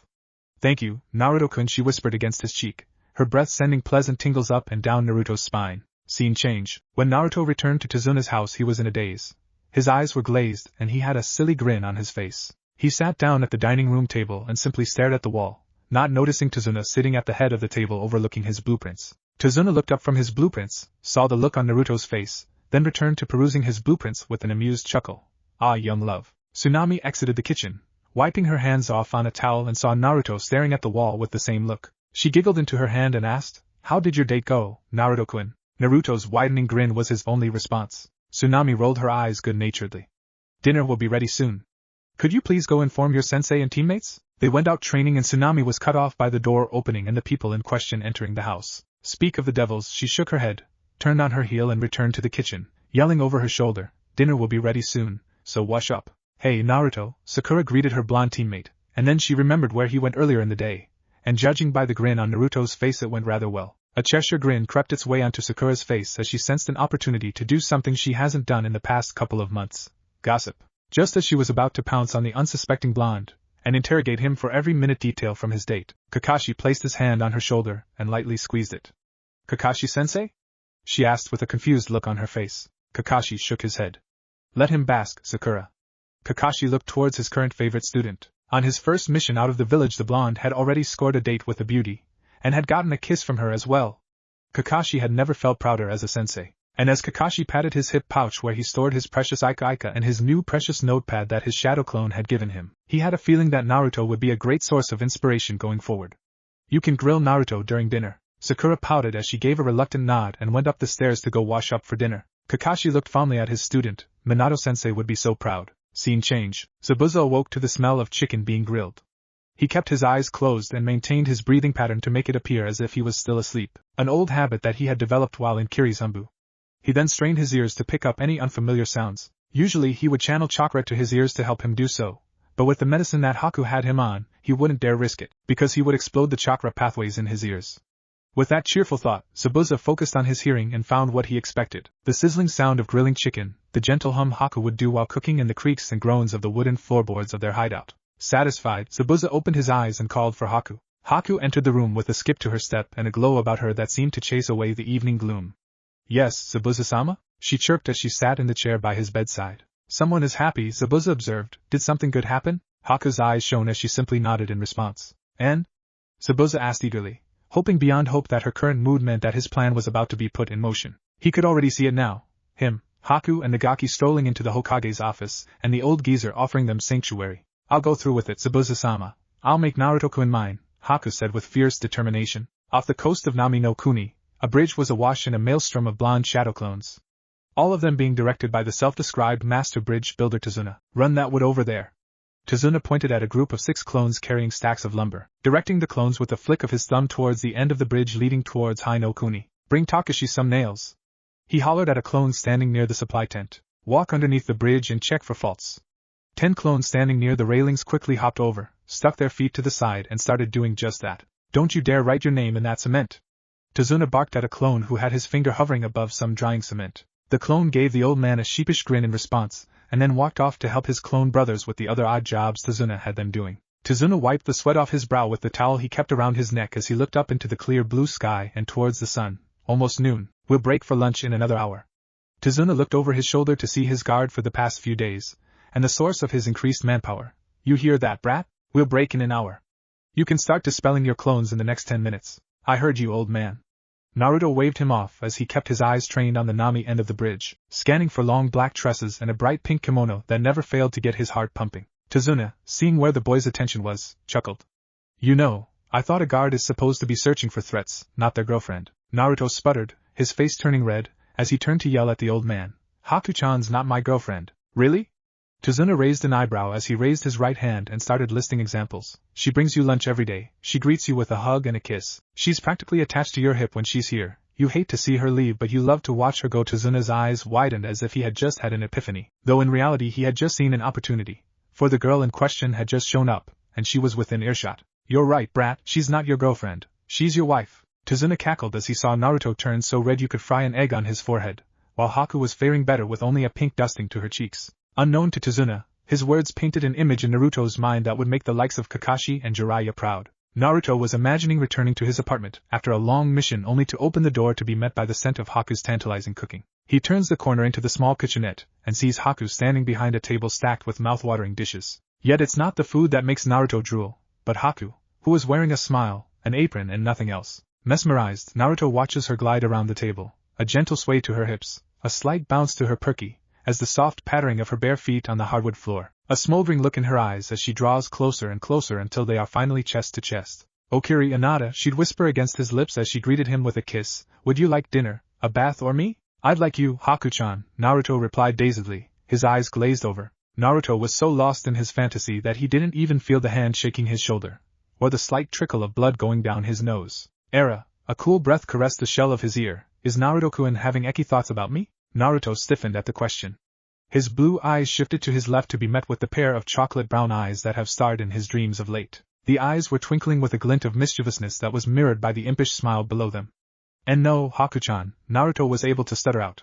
Haku playfully pouted, and Naruto had to quell the overwhelming urge to kiss the look off of her lips. That's too bad, she sighed morosely, as she snaked her arms around his neck and down his chest as she hugged herself to his back. I wouldn't have minded, Hinata, she punctuated her claim with a tiny nibble to his left ear. Simultaneously, 100 Naruto clones went up in smoke alongside their creator's brain. The last thing Naruto remembers is the sound of Haku's giggles and the feel of her soft chest. Tazuna groaned, looks like we're having lunch early today. Naruto awoke to the feeling of delicate fingers running through his hair. He opened his eyes to see Haku staring off into the distance, looking as if she was lost in thought as she absent-mindedly ran her fingers through his hair. Haku-chan, Naruto rasped, his voice slightly dry from sleep, are you okay? The sudden question caused Haku to jump, and nearly dislodged Naruto from her lap. Wait, her lap?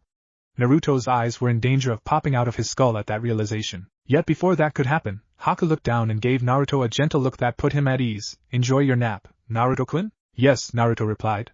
He then repeated his question from earlier. Are you okay, Haku-chan? Haku tilted her head, her long black hair swaying with the movement. Why do you ask, Naruto-kun? I don't know, Naruto shrugged, or did his best attempt at a shrug, kind of hard to shrug when you're laying down, he soon discovered. It just looked like you were thinking hard about something. Oh, I was just thinking about a patient of mine. Haku let out a groan dripping with frustration. He's proving to be a bit troublesome. Naruto let out a chuckle at her choice of words. Haku arched an eyebrow. What's so funny? Nothing, it's just you reminded me of my friend, Shikamaru. The word troublesome is like his catchphrase, though he thinks everything is troublesome. Naruto explained, making air quotations with his hands when he said troublesome, the second time. So is your troublesome patient the one we gathered herbs for? Naruto asked. Yes, Haku nodded. He wants to get up and move, even though I've told him he needs to rest. Honestly, just what am I going to do with him? Haku said with a long-suffering smile. Sounds like me, Naruto grinned. I can't stand being stuck resting. Really? Haku asked as she leaned forward, sliding her fingers from his scalp and cupping Naruto's chin, her long hair curtaining their faces. So you don't like laying in my lap? She asked cutely. Naruto's brain froze. What was the right response? He either says yes and more than likely subject himself to more of Haku's teasing, or he says no and makes himself a liar because lying in Haku's lap was the most comfortable Naruto can ever remember being, as well as potentially offending her. Haku must have seen the panic and indecision on Naruto's face and decided to pity the poor boy. It's okay, Naruto-kun, Haku reassured the boy as she traced his jaw with her thumbs. If I didn't want you sleeping on my lap, you wouldn't be. When she felt the tension in Naruto's jaw recede, Haku leaned back and decided to continue their previous conversation. Where were we? Oh yes, my patient. He's getting restless because he's been on bed rest for the past week. What happened to him? Naruto asked. He got into a bit of a scrap about a week ago, Haku answered. Naruto raised an eyebrow. A bit of a scrap? What kind of scrap leaves someone on bed rest for a week? Sounds like more than a simple scrap. True, Haku gave a sheepish grin. But this isn't the first time he's been in a situation like this, so I suppose I don't see it as that big of a deal. Really? And what does this man do that gets him into so many scraps? Naruto asked, as he got up from her lap, a suspicious look on his face. Private security, Haku stated. And how long have you known this man? Naruto asked, his eyes narrowed. Naruto did not like the idea of his Haku-chan being around someone who liked to get into dangerous situations. He's been my guardian for the past 8 years, ever since Haku trailed off as she clutched her necklace through her kimono, a slight frown on her lips. Naruto frantically changed the subject, not wanting to see Haku upset. So what's your guardian like? He's a little rough around the edges but he's got a good heart, Haku said fondly. In fact, I've told him about you. Really, like what? Naruto asked, sounding curious. Hopefully she didn't mention anything embarrassing, like him fainting. I've told him I've met a sweet ninja boy with the brightest blue eyes, one that I'm interested in, Haku admitted, drawing a smile from Naruto. After I told him that he's just been dying to meet you, Haku clasped her hands in front of her face as she gave Naruto the dreaded puppy eyes. Would you please meet with him, please? It would mean the world to me. Sure, Haku-chan, anything for you. Naruto chirped. Haku was so overjoyed that she couldn't help but give Naruto a big hug as she repeatedly said thank you into his ear. This lasted for a few seconds until Haku pulled back and looked into Naruto's eyes and told him, just remember that he wants to meet with you, not hurt you. Naruto chuckled good-naturedly. I think I can handle a bodyguard, Haku-chan. Brat, quit cuddling with your girlfriend and eat your lunch. Break's over in 10 minutes. Tazuna yelled. As if on cue, Naruto's stomach decided to interject with a growl that a bijou would be proud of. Naruto and Haku both looked at each other, then proceeded to laugh. Scene change. Katon, Gokaki no Jutsu, fire release, grand fireball technique. A giant fireball 3 meters high and 2 meters tall roared across the sea, boiling the water and leaving a trail of steam in its fiery wake. Impressive, Sasuke, Kakashi complimented, as he stood beside the boy on Tazuna's dock and watched the technique sustain its form for a dozen more meters before it started to dissipate into embers. How do you feel? Sasuke smirked. Good, Kakashi-sensei. I could launch a fireball of that size 4 more times before I begin to feel strained. And before we started tree walking?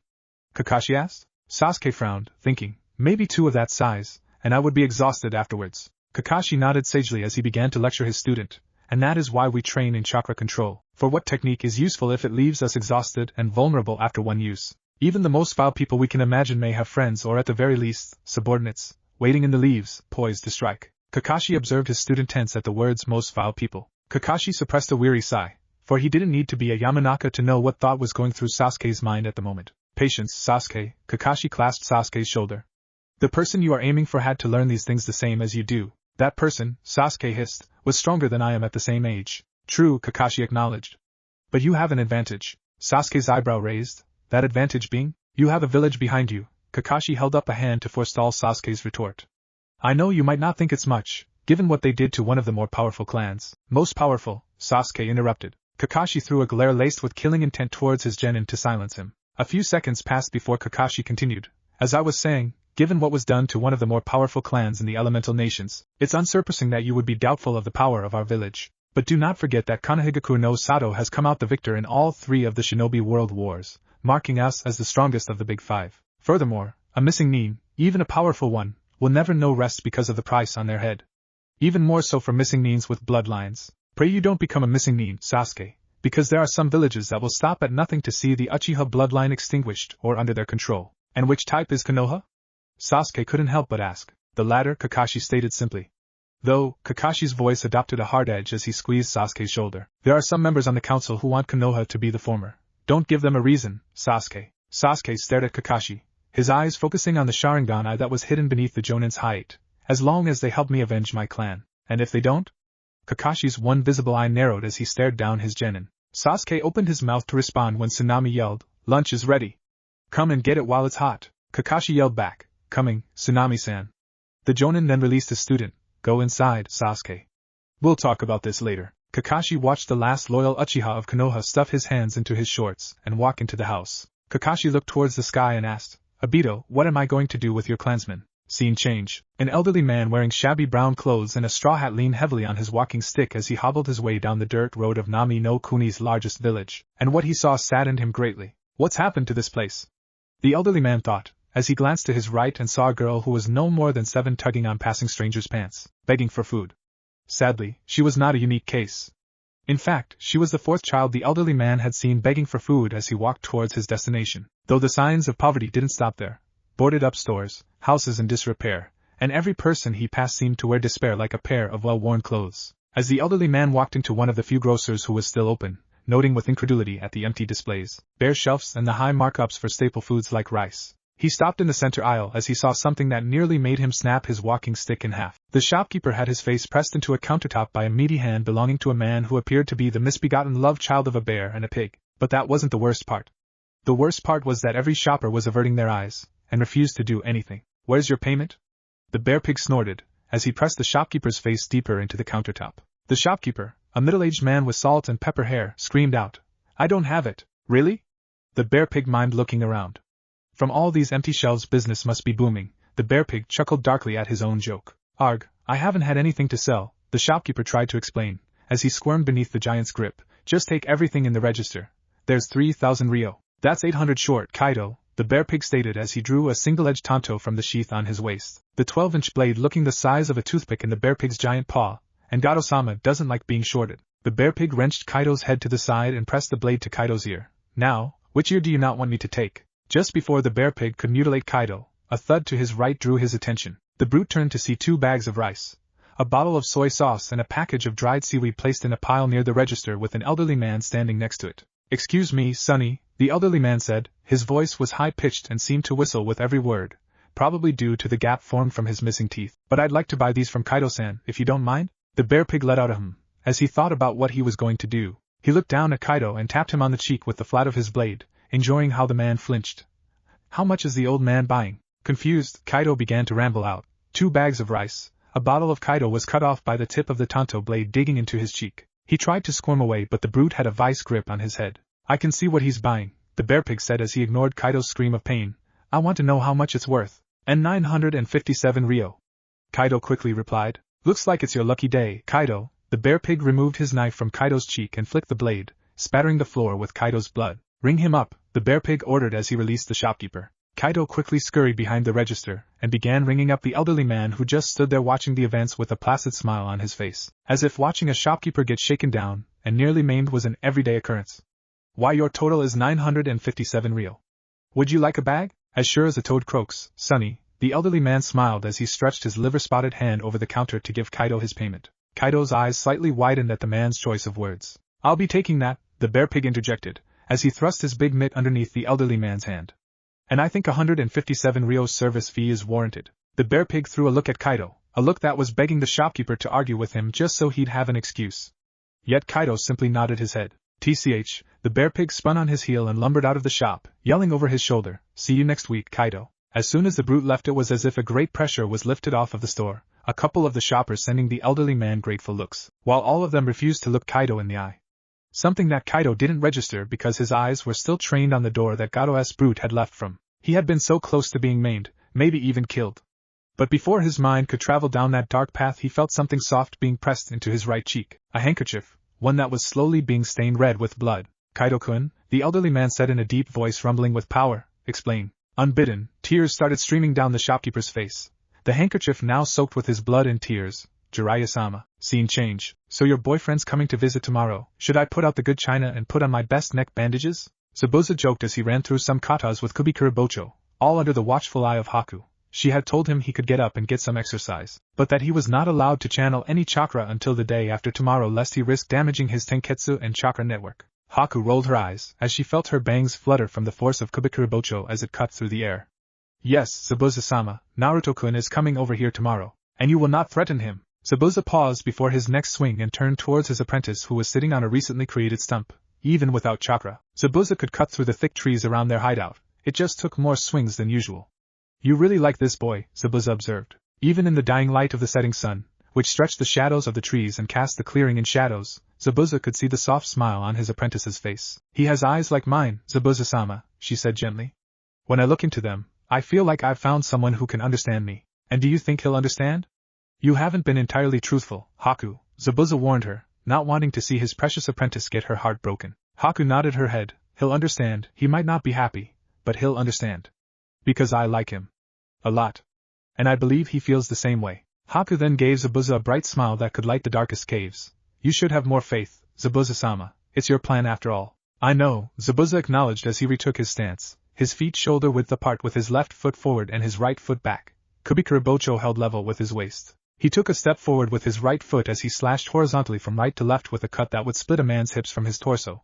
But Zabuza didn't stop there, for with strength honed from years of using the mighty blade, Zabuza halted the blade's momentum, twisted his hips and executed a slash from left to right, the equivalent of a 1-2 combination with Kubikura. The two slashes occurred in less than a second. Tomorrow, Zabuza stated as he reset his stance and prepared to strike again, everything will change. Scene change. It was a moonless night with the skies covered by clouds as Gato, flanked by his bodyguards Zora and Waraji, stood on his private dock, waiting for the Mizuki's agent. Boss, do we really need this Kirinin? Waraji pointed to himself and jabbed a thumb towards his partner. And some of the boys are more than enough to murk Zabuza and those Konohanin. None of them noticed the subtle mist start to rise up from below the dock. Yeah, Zora agreed. Have you seen the reports from our boys in town? Other than Hitaki, the other ninja are brats. Zora then chuckled, though I hear the Mizuki's a brat too. The mist had surrounded their ankles, though for Gato it was more around his shins, and it was he who first noticed something was wrong. Boys, Gato focused on the swirling mist as it snaked around him, and he swore that he could feel the mist tightening around his ankles. Waraji snorted. If the Mizuki's a brat, then it explains why Zabuza is so weak. Zora covered his mouth and nose with the collar of his jacket as he lowered his voice to a rasp. I'm Momochi Zabuza, member of the overcompensating swordsmen of the mist. Waraji clutched his gut and burst out laughing. Oh, that's good. Do you think they all got big swords like Zabuza to hide their tiny dicks? Neither man noticed the mist thicken, but their boss did. Boys! Gato yelled as he felt the mist constrict around his legs, slicing into his skin. Boss? They asked as they looked down only for their eyes to bulge at the mist that had surrounded them. Acting on instinct, they reached for their swords as Waraji went to guard Gato's front, while Zora went to guard his boss's back, though both found themselves rooted to the spot. What the hell? Waraji yelled as he tried to lift his feet only to roar out in pain as something in the mist was cutting into his ankles. Zora, not wanting to suffer the same fate, probed near his feet with the tip of his blade and had it catch on something. Guys, there's something around our feet. Bending down, he felt along his feet and felt something smooth, thin and razor-sharp. Zora's eyes widened. It's wire. A maniacal laugh broke out. They say you can tell a lot about a man by the size of their feet. A high-pitched voice cackled. I wonder, what will yours say? Before the voice's words could even register in their minds, Zora and Waraji screamed out in anguish as they toppled to the docks like felled trees, the mist stained red with blood. Gato looked down towards his two most loyal subordinates, and promptly vomited. Their feet were gone, sliced away from them, leaving only bloody stubs with strips of flesh still clinging to their exposed bones. Gato was paralyzed. So shocked was he by the horrific scene that he didn't even register the screams of his bodyguards as they bled out. It wasn't until he felt something plopped on his head that he was broken out of his stupor. He could feel that whatever it was wet and was starting to leak into his hair. Looks like both of your men might have been projecting, Gato-san, the high-pitched voice said with glee. Gato heard footsteps as the owner of the voice walked to stand in front of Gato. The voice's owner was a tall, slim man with long, shaggy, straw-blonde hair wearing a white umbu mask, a sleeveless black shirt, matching pants, and Kirigaku's striped wrist and arm guards. The man was nearly 7 feet tall, dwarfing Gato's 5 feet 3 inches. The man introduced himself. I am Kurira Kushimaru, Mizuki-sama's agent. Kushimaru bent down so that the forehead of his mask was resting against Gato's. Now, where is Zabu-chan? When Kakashi awoke that morning, the first thing he did was listen to the various sounds he had become familiar with over the past week. The creaks and groans of the house settling, the wind tousling the leaves of the tree outside his window, the gentle splash of the sea lapping at the dock. Everything sounded the same. And yet, as he laid in his futon and listened to the sounds absently noting that Tsunami had just left her room and was heading to the bathroom and then the kitchen, her regular morning routine, he could not help but feel like something was off. Like something had changed or was going to change. Kakashi did a check of his body, flexing each muscle from his toes up to his ears, to see if he felt a negative response. Nothing. He scanned the room to see if anything was out of place. His flak jacket was where he left it in the corner, leaning against his backpack. A backpack that carried some extra changes of clothes. He kept his weapon sealed in a scroll which never left his person. Again, he found nothing out of the ordinary. Kakashi then sent out a minor pulse of chakra, a technique umbu are taught to suss out hidden people, though the technique is imperfect when compared to the discerning eye of the Byakugan, or the senses of a sensonin. And it was as Kakashi sent out a pulse that he found something, though what he found was the last thing he expected. Rather than finding some hidden foe prepped and waiting to strike, he instead found that his chakra felt disturbed. Not disturbed in the sense that he was under the thrall of a genjutsu, no, his chakra felt anxious. Anxious as if it could sense something bad was going to happen. To explain this feeling, one has to remember that chakra consists of two halves, the physical half, yang, and the spiritual half, yin. Much study has been done into the yang half of chakra, while very little study has been done into the yin half of chakra. This is because it is easy to measure how much a man weighs, but not how much his spirit weighs. Yet this is not to say that just because you cannot measure your spirit does not mean it does not exist. On the contrary, many veteran shinobi will swear up and down that the spiritual half of chakra does exist because it has helped to save their lives, warning them of imminent ambushes seconds before their physical senses sight, hearing, taste, touch, and smell could discern anything was amiss. When asked what tipped them off to the ambush, to a one their response was, "I felt something was wrong." To the lay person this might appear as nothing more than superstition, and yet, one need not look further than the priestess bloodline of Oni no Kuni to see that chakra is capable of granting visions of the future. So why would it not be capable of giving premonitions? Suffice to say, chakra is capable of many strange and wondrous things, and only a fool would ignore their own chakra when it was giving them a warning, and Kakashi was no fool. The only question was, what was it warning of? The feeling of anxiousness persisted throughout the day, to the point where Kakashi couldn't even find enjoyment from his favorite book. It was as he, his squad and his client's family were sitting at the dining table, having a late lunch, when he got an inkling of what his chakra was warning him of. "Hey Kakashi-sensei, is it alright if I go meet up with Haku-chan?" Naruto asked. It was a normal request, one that Kakashi had granted without fail every time, though not without Kakashi having a shadow clone follow the boy, for his protection of course. Although, if Kakashi's clone happened to observe something noteworthy, and just so happened to have a notebook on hand, well, you wouldn't expect a dog not to bark just like you wouldn't expect a writer not to write, right? However, the second Kakashi heard his student's request, the anxious feeling his chakra was giving off intensified. Something was going to happen at that meeting, he could feel it, but he needed more information to formulate a plan. And so, he asked Naruto, sounding casual, "Oh, and what are you two going to be doing?" "She wants me to meet her guardian," the blonde answered, as he raised a clump of rice to his lips. "Guardian? I was unaware Haku had a guardian." Kakashi commented, "Do you know who her guardian is?" Naruto swallowed his food. "No. Do you know what her guardian does for a living?" Kakashi lost his casual tone, something Sakura and Sasuke picked up on as they lowered their chopsticks and observed the conversation between their teammate and sensei. Naruto placed down his chopsticks, as he turned his full attention to Kakashi. "I know he works in private security." Kakashi's visible eye narrowed.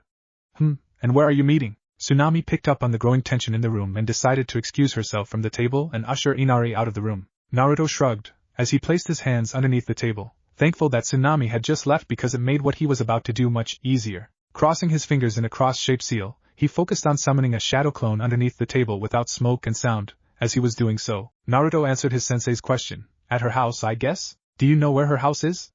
Kakashi pressed.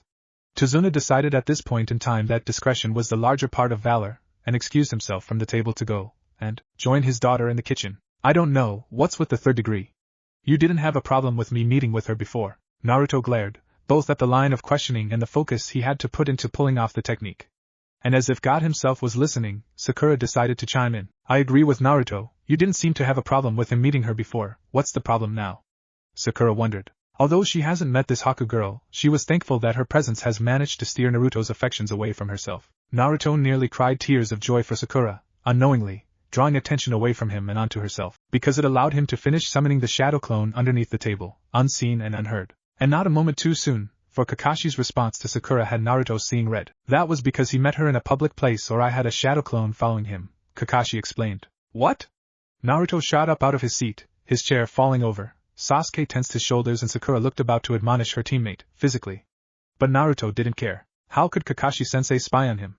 Before he could get started on a rant, Kakashi cut him off. "Genin, name and registration number," Kakashi ordered, his tone of voice causing Sasuke and Sakura to stiffen in their seats. Naruto's back stiffened, his eyes losing focus as he stood at attention and said in a monotone, "Uzumaki Naruto, 012607. Kakashi had Naruto stand at attention for 10 seconds, watching as the tension left the blonde's shoulders. When he was sure Naruto had calmed down enough, he calmly explained his actions. "I followed you because we do not know who Haku is, nor her intentions. For all we know, she could be an enemy." Now Kakashi held up a hand to stall Naruto's protests. "I will say from my observations that she doesn't appear like she wants to harm you. Quite the opposite, in fact. Nevertheless, you can never be too careful in our world." "Are you saying I can't meet with her?" Naruto growled through his teeth. "I never said that. What I'm saying is that we are going to treat this like a potential ambush. We'll both create shadow clones, one going in your place while my shadow clone will trail it. If there's no danger, then you'll be free to arrange a meeting at a neutral location."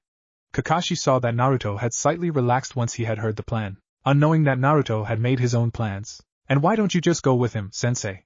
Sakura asked, her tone respectful.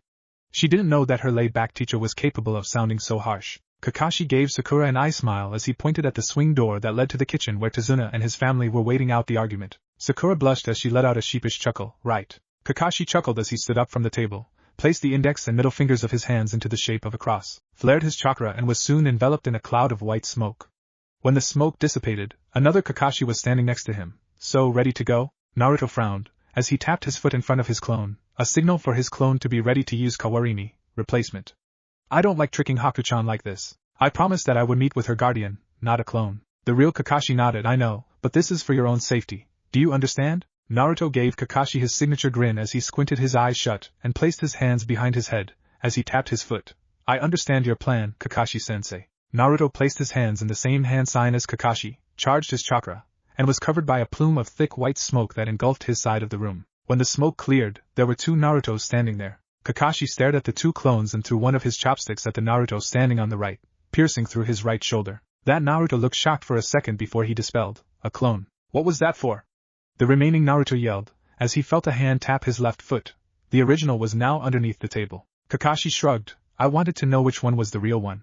Now make another clone, and this time, use less smoke. Naruto nodded as he tapped his foot in front of the original, signaling for him to be ready to make the switch. The clone then put his hands into the cross-shaped hand seal, charged his chakra and was covered by a plume of white smoke that only covered Naruto's side of the table. Again, when the smoke cleared, there were two Narutos standing there. Kakashi pointed to the Naruto on the right. You're going with my clone. The Naruto on the right turned to his other self, looking dejected. Sorry, boss. Looks like he got us. The other Naruto also looked dejected. I know, it was a good try though. Nice try, Naruto, the real Kakashi said as he ruffled the leftward Naruto's hair. But it will take more preparation than that if you want to get one over on a Jonin. Kakashi motioned for the two clones to leave. Not noticing a third Naruto, underneath the table, who was grinning like a loon. Scene change. I'm so glad that you're coming to meet my guardian, Haku said as they walked, her left arm looped through his right with her fingers threaded with his. She enjoyed how warm Naruto's hand was, especially how he was stroking the top of her thumb with his own, a very relaxing gesture. It means a lot to me. Naruto gently squeezed her hand. It's no problem. Naruto enjoyed how smooth and cool Haku's hands were, though he couldn't help but note that she did have some calluses on her palms, as if she was used to handling rough tools. Naruto mentally shook his head. Haku-chan's not a ninja. She could have gotten those calluses from picking herbs, right? Naruto was so distracted with his thoughts that he didn't even notice that Haku was asking him a question, though he did notice when she stopped walking, raised their held hands, and placed a soft, lingering kiss on his knuckles. When Haku was sure that she had Naruto's attention, she lifted her lips and shot him a teasing grin. It's not nice to ignore a lady. Now, what's on your mind? Naruto rubbed the back of his hand with his free hand as he avoided looking her in the eye. It's nothing, just thinking of some stuff. When he caught a look of the growing pout on her face, he quickly amended, some ninja stuff. Sorry, but I can't tell you more. Naruto shot her an apologetic grin. Haku studied Naruto for a few seconds, her mind awhirl. He's avoiding eye contact and his shoulders are tense. Anxious? Maybe? About what? Me? Is he breaking up with me? Haku's heart nearly leapt into her throat at that thought when her rational mind took over. No, he would be avoiding physical contact if that were the case. Does he suspect something? Haku decided to ease her anxiety by teasing Naruto and giving him a hint of her and Zabuza's plans. Well, I hope that when we're at your village you can tell me more about this ninja stuff. Naruto mouthed the word village as his brain processed what she said. Wait, you want to move to Konoha? Yes, Haku nodded. My guardian and I would like to have a more permanent place to call home. And I can't imagine a better place than Konoha. After all, aren't I dating the future Hokage? Dating? Naruto's eyes bugged out. We're dating? Haku dramatically gasped, dropping Naruto's hand as she turned her back on him and took a few steps away. I didn't know you liked to string girls along. String along? No, I would never string you along. Naruto denied as he placed his hands on Haku's shoulders and turned her around and looked her right in the eye. I'd love to date you. Really? Haku asked, sounding skeptical. Naruto vigorously nodded. Yay! Haku cheered as she proceeded to hug the stuffing out of Naruto. Now, let's go, my guardian is waiting. Without waiting for a response, Haku grabbed Naruto's hand and dragged him towards Zabuza's base. Unaware of a one-eyed shadow clone following them from above. Her body language seems genuine, though I'd know for sure if I could use the Sharingan without the risk of popping. The Kakashi clone shook his head. The real me needs to get back into shape. Scene change. The sun was beginning to set as Jiraiya was walking down a well-worn dirt path towards the house of Tazuna the bridge builder. According to Kaido, Tazuna was on the top of Gato's kill list, and because of this, Tazuna went to Konoha to hire a team of ninja, one of whom Jiraiya knew personally. So, Kakashi finally leashed himself to a genin team? Jiraiya mused. Must be some brats if he passed them. Or the council and Sarutobi-sensei forced him. Jiraiya shrugged. I'll hear it from the horse's mouth soon enough. A rustling from some bushes off to his left caused the man to pause. To any casual observer, it looked like the man was simply admiring the scenery. But to an experienced shinobi, Jiraiya looked primed and ready to kill someone in 6 different ways before they could blink. Jiraiya threw his senses towards the bush, and relaxed when he felt the familiar warmth he associated with his toad summons. Though that warmth soon fled when a green toad with red cheeks and a white underbelly hopped out of the bushes with poor tidings. Jiraiya-sama. Bad news. Gato-s working with Kiri. Jiraiya's eyes narrowed. What do you mean, Yoshi? Explain. The toad frantically hopped up and down. I saw Gato speaking with a Kiri-nin. The guy from Kiri was super tall and wore an oinen mask. He also had a weird sword that looked like a sewing needle. Courier Kushimaru. Jiraiya murmured under his breath as his mind tried to rationalize this piece of information. Why would the Mizukage send away his last loyal swordsman during a civil war? Jiraiya needed more information. He crouched down in front of the excitable toad. Yoshi, tell me what happened. Yoshi stopped jumping up and down as he recounted his mission. I trailed one of Gato-s goons, like you asked, and I followed him to a warehouse a few miles away from town. Gato-s running drugs. Unsurprising, Jiraiya commented, but what does that have to do with Gato working with Kiri? Yoshi croaked indignantly. I don't know. All I know is that I saw Gato standing at the window to his office next to the tall guy. Did you hear their conversation? Jiraiya pressed. Information was a shinobi's lifeblood, and that went doubly so for spy masters. No, Yoshi shook his head. I was too far away to hear. Although Gato did look pale standing next to that Kushimaru guy. Jiraiya snorted. I don't blame him. If even half of the stories I've heard about that man are true, Jiraiya trailed off as he recalled what he knew of Kushimaru. Highly skilled swordsman, and a sadist with a predilection for crucifixion with his sword, Nobari. Jiraiya stood up. He needed to get this information to Kakashi, and fast. Thanks for the report. See if you can find out where Gato-s base is. Jiraiya dismissed the scout toad and started sprinting towards Tazuna's house, the setting sun beginning to dip below the horizon, and casting long shadows. Scene change. The sun had set by the time Haku and Naruto had arrived. We're here, Haku announced as she waved her arm towards a conical building a couple of stories tall that was suspended off of the ground by wires attached to the surrounding trees. The entrance to the building was a wooden rampway that was also suspended by wires that were attached to the bottom of the building. All in all, the building looked like a hanging, upside-down top.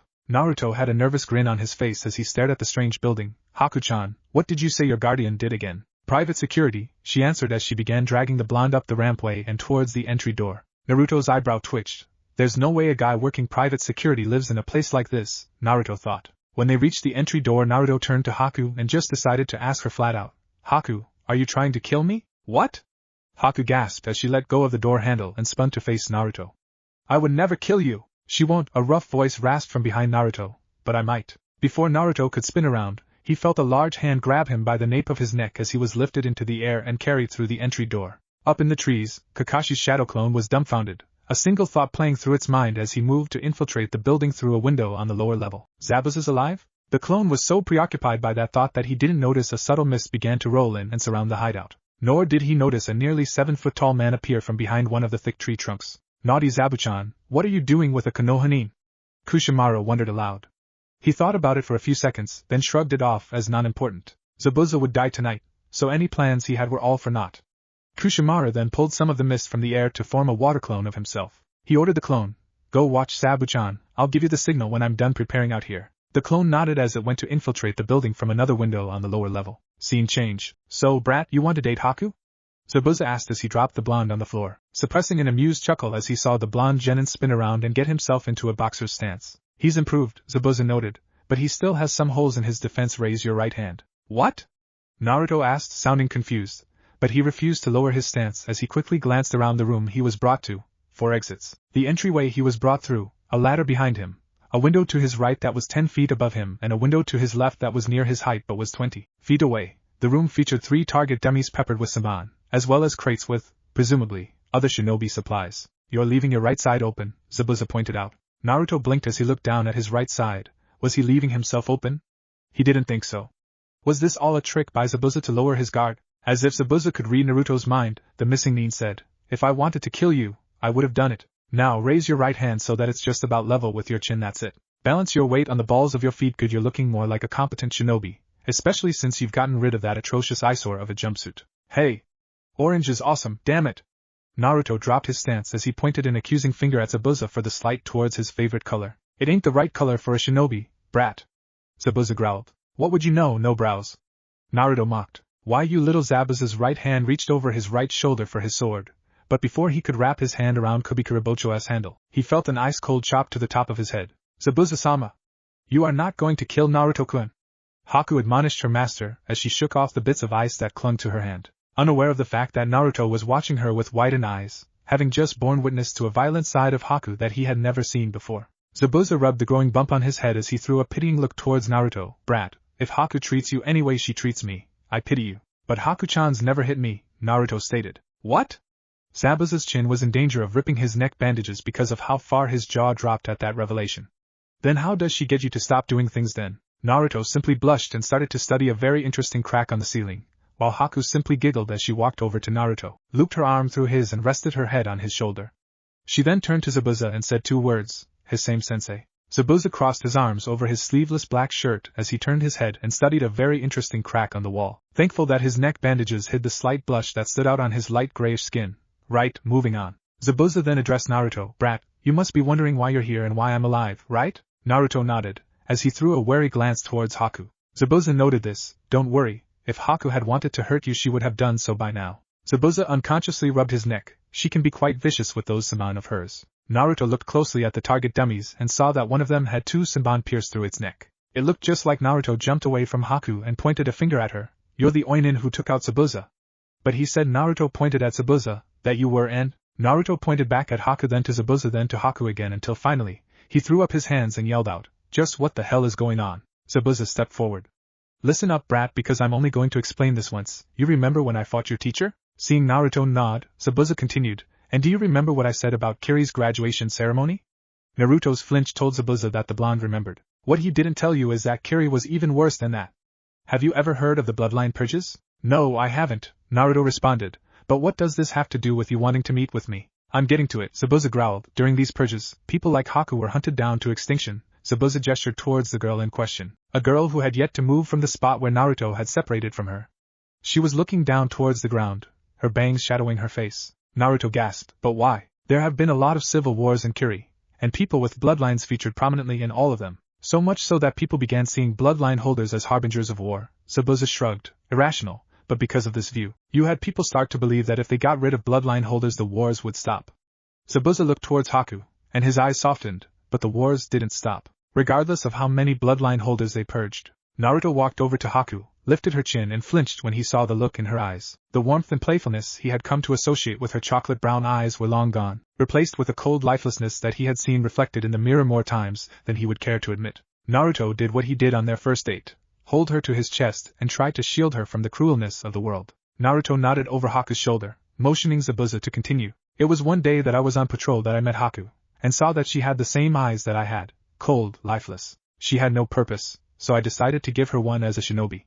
I trained her, teaching her what I knew for the next couple of years, and things were good, for a time. Then Yagura came to power, and everything got worse. Under Yagura, Kiri really lived up to its nickname of the Village of the Bloody Mist. How bad? Naruto asked, though he soon regretted it. Zabuza took a shaky breath. Yagura allowed Kushimaru, another swordsman, to string up dissenters along the outside of the Kage's office, while they were alive. Some of them were children. Naruto pulled back from the hug to look down at Haku, just to make sure that she was still there. And he was glad he did, because otherwise he would have never caught the slight movement from the window to his left as he heard a high-pitched voice state, "Those were good times, Zabu-chan." Naruto threw Haku to his left as a silver blur flew through the window, cutting a few strands of Haku's hair as she was falling to the ground. As it continued on its path through Naruto's right shoulder to bury itself in the wall behind him, Naruto let out a yell of pain as he reflexively fell to his knees and reached towards his right shoulder, or at least, he tried to. He found that he was kept standing by some unknown force. When he looked at his shoulder, he saw some of his blood hanging in the air. Naruto focused his eyes and saw that his blood was clinging to some razor wire. Naruto! Haku yelled out as she saw the blonde's bloody right shoulder. She got up, her hands glowing white as she channeled her Hayatan chakra so that she could seal Naruto's wound with ice. But before she could even take 2 steps, Zabuza barked out, "Stop! Zabuza! Naruto's hurt." "I need." Haku began to plead with her master, but she was cut off. "I know," he said, his eyes never leaving the window to his right, as his hand grasped the handle of Kubikura Bocho. "But if you take 1 step closer, that wire through his shoulder will cut him in half." Zabuza roared at the window, "Isn't that right, Kushimaru? Ruin my fun, why don't you, Zabu-chan?" Kushimaru said as he climbed through the window. A loop of razor wire wound tightly around his right hand. Dismemberment loses half its fun when the prey expects it. "Why are you here? Isn't the war still going on in Kiri?" Zabuza asked as he put some more weight on his right foot, ready to spring at a moment's notice. Kushimaru raised his left hand and wagged his finger. "You move and I channel my wind chakra through this wire, and you know just how messy that can be." When Kushimaru saw Zabuza lean back, he continued, "That's better. As for why I'm here, A little imp told us that he had a certain demon under his employ, and that the demon was injured.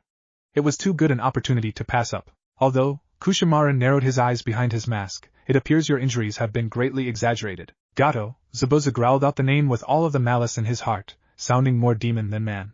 And what does the imp get out of this? Distribution rights for his drugs and Kiri. Kushimaru then pointed at Haku, and the bloodline freak. I believe he wants to turn her into his whore. Don't you dare touch her! Naruto yelled out, his voice sounding rougher, deeper than usual. If one were to take a close look at his eyes, they would see that they had started to turn from his sapphire blue to a bright violet that was tinged with red. Kushimaru glanced towards the boy. The only sounds praise should make our screaming. Kushimaru tugged on the wire in his hand and rolled his wrist to the right, getting grunts of pain from the boy as the wire sliced through the muscles and bones of his shoulder. Oh, someone has a pain tolerance, Kushimaru noted, sounding gleeful. Those pray make the best sounds. Unknown to 3 of the occupants in the room, a shadow clone of one Hatake Kakashi was watching from the other window, waiting for his opportunity to intervene. Though if the blonde could hear the Jonin's inner dialogue, he would be more concerned about what the Jonin was planning to do to him, rather than the hole through his shoulder. If this boy gets through this alive, I'll make his previous punishment look like a walk in the park. When the clone saw Kushimaru start to torture his student, he saw his opportunity. He leaped through the window, throwing a brace of shuriken at Kushimaru's right arm as he was dropping. Then as he landed, he charged a Chidori, 1,000 birds, in his right hand, the blue lightning crackling and chirping like its namesake. As he channeled chakra to his legs and rushed towards Kushimaru, the clone's plan was half effective. While he was able to separate Kushimaru from his wire, he was unable to hit the man with his Chidori, due to the tunnel vision one experiences when using the technique without the Sharingan. Kushimaru sidestepped the clone, and when he was about to dispel it with a chop to its throat, Zabuza came in and beheaded Kushimaru, only to be shocked when the head and body turned into water, a water clone. Zabuza didn't even have the time to think about how or when Kushimaru made the switch, when he felt a sandaled foot kick him in the back and send him flying out the window. Let's play Zabu-chan. Just before Kakashi's clone ran out of chakra, he turned towards Naruto and ordered him to run, exploding in a puff of white smoke as he did so. Kakashi and Naruto were sitting on the roof of Tazuna's house watching the sunset. Though unknown to the Jonin at this time, the blonde sitting next to him was a shadow clone. What will we do when Haku-chan doesn't turn out to be an enemy? The clone asked his sensei. Kakashi let out a sigh. If she isn't an enemy, then I guess that's up to you and Haku to decide. However, Kakashi closed his one eye as he prepared himself for his student's inevitable blow-up. If she turns out to be an enemy, she might have to be eliminated. Kakashi was not disappointed. What do you mean we would kill her? Naruto roared so loud that Kakashi swore he saw the ocean recede slightly. Might, I said might, Kakashi repeated until the genin had calmed down. Though it's possible, I don't think it's probable, okay? Well, I don't think it's possible at all. Naruto huffed as he crossed his arms, turned away from his sensei and looked towards the dirt road. Though his planned pouting session was interrupted by the appearance of an unknown man with waist-length white hair, dressed in some kabuki garb, running down said road. Hey sensei, is there some traveling show in Nami that we don't know about? Kakashi looked where his student was looking, and was promptly shocked. Jiraiya-sama, he gasped. What's he doing in Nami? Jiraiya-sama? Must be some important dude, for sensei to react like this. Naruto rubbed his chin as he examined the man who was getting closer to the house, and seemed to be making a beeline towards the roof. Before Naruto could ask his sensei who Jiraiya was, Kakashi had jumped down from the roof and sprinted to meet Jiraiya. Naruto shrugged and followed his sensei. Jiraiya-sama, Kakashi greeted, what brings you to Nami no Kuni? Sensei wanted me to look into something, Jiraiya told him, though I was surprised to find Nami in such dire straits. Tell me, have you had any run-ins with Gato or his associates? Kakashi nodded as he began to explain what happened. Yes, my team and I ran into one of the 7 swordsmen. You've already faced Kurira Kushimaru? Jiraiya's outburst cut off Kakashi. Though Kakashi was more confused by the content of Jiraiya's shout than the volume. Kurira Kushimaru? Kakashi parroted. Yes, Kushimaru. Tall guy with shaggy blonde hair and a predilection for crucifixion. You know him? Jiraiya asked sarcastically. Hey, what's going on? Naruto asked as he came to a stop next to his sensei. Beat it, brat. This is a grown-up convert. Jiraiya began to tell off who he assumed was one of Kakashi's students when he paused and actually looked at the kid. Spiky blonde hair, piercing blue eyes, give the kid a more angular face and get rid of the whiskers and the kid would be a spitting image of Minato? Minato? Naruto tilted his head. My name's Naruto, Uzumaki Naruto, future Hokage of Konohagakure. Naruto finished his introduction with a bright grin. Jiraiya shook his head to clear the image of a young Minato overlapping his son. Sorry, brat, you just reminded me of someone else. Regardless, I was talking with your sensei about Kurira Kushimaru, Kakashi stated, cutting off Jiraiya. Kakashi looked pale, as if he had just seen a ghost. And given that his shadow clone had just dispelled, it's safe to say he just had. Yeah, Kushimaru's Jiraiya was about to tell Kakashi what he and his toads discovered when the Jonin cut him off again. Kushimaru is on the island. He's here to hunt down Momochi Zabuza, and he's wounded Naruto. What? Jiraiya turned the same shade of pale as Kakashi, as he lifted a shaky finger and pointed it towards the Naruto standing in front of him. Then who's this? Jiraiya was beginning to lose it. He had just met his godson, and now you're telling him he's off fighting some sewing sadist? A shadow clone, Kakashi growled as he leveled a glare so fierce at the clone that it could curdle stone. Though how, I don't know. How could you let a genin fool you? Jiraiya sounded incredulous. Guys, shouldn't we be going to rescue the real me? The clone asked, reminding the two men of the more pressing issue at hand. Both men blinked and soon got their mission faces back on. Tell me where he is, Kakashi, Jiraiya ordered as he started gathering a massive amount of chakra. His godson was in danger, and he'd be damned if he didn't use everything in his power to protect him. There's no such thing as overkill when it comes to protecting what you love. Kakashi pointed behind Jiraiya, a couple of miles west through the forest. It's a conical building, you can't miss it. Jiraiya nodded as bit his right thumb and flew through 5 hand seals. Boar, dog, bird, monkey and ending on ram. Kuchios no jutsu, summoning technique. Jiraiya yelled out as he slammed his right hand on the ground and was soon surrounded by a plume of white smoke. Jiraiya boy, why have you summoned us? We were just about to settle down for dinner? An elderly male voice asked from inside the smoke. Ma made her special cricket casserole. Yeah, I don't want my dinner to go cold, an elderly female voice said. The smoke cleared to reveal 2 toads. The male was green with white hair styled in a mohawk, thick eyebrows of the same color, and he was wearing a simple cape. The female was lime green with purple marking the back and top of her head and was wearing a simple cape as well. These were the 2 great sage toads of Mount Miyaboku, Fukasaku and Shima. But to members and summoners of the Toad clan, they are known as Pa and Ma. I'm sorry Pa and Ma, but I need your help and time is of the essence, Jiraiya told them. I need to enter Sanin Moto, Sage Mode, Jiraiya requested, his coal eyes burning fiercely. What? Both Toad sages croaked out at the same time. Shima looked stunned while Fukasaku decided to take a glance at their surroundings. They were on a dirt road in front of a building that looked like an old fishing inn, with 2 other people around them. One person was Hatake Kakashi, someone that Fukasaku had met before, while the other one was a blonde boy that nearly made Fukasaku's eyes leave his skull because he looked like the spitting image of one of their previous summoners, Namikaze Minato. He just about gasped out Minato's name, but was able to catch himself in time.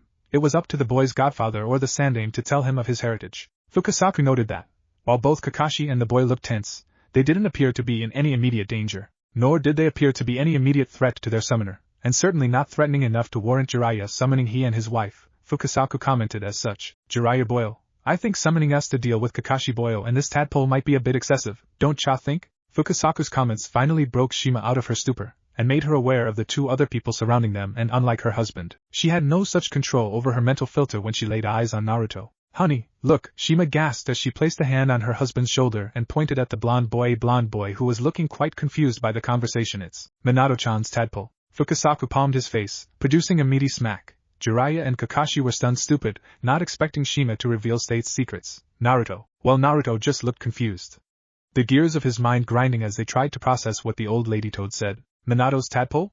Naruto muttered, a tadpole's a baby toad baby. Naruto eyes bugged out as he gasped out a question he hadn't asked in years. Do you know who my father is? Jiraiya recovered from his shock and sent Kakashi an umbu hand signal and gestured towards the clone. Terminate. Shima nodded her head. Of course I do, silly. He was before the Naruto clone could hear her answer. He was dispelled by a chop to the back of the neck. Fukasaku turned on his wife, and began grinding his forehead into her own. Damn it, woman.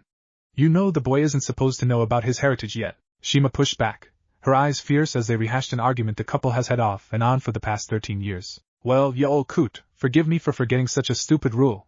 A tadpole should know where he came from. Both toads were releasing growls that would make a tiger envious, as they glared one another down. Before their argument could come to blows, Jiraiya knelt down and separated the 2, while shouting, enough.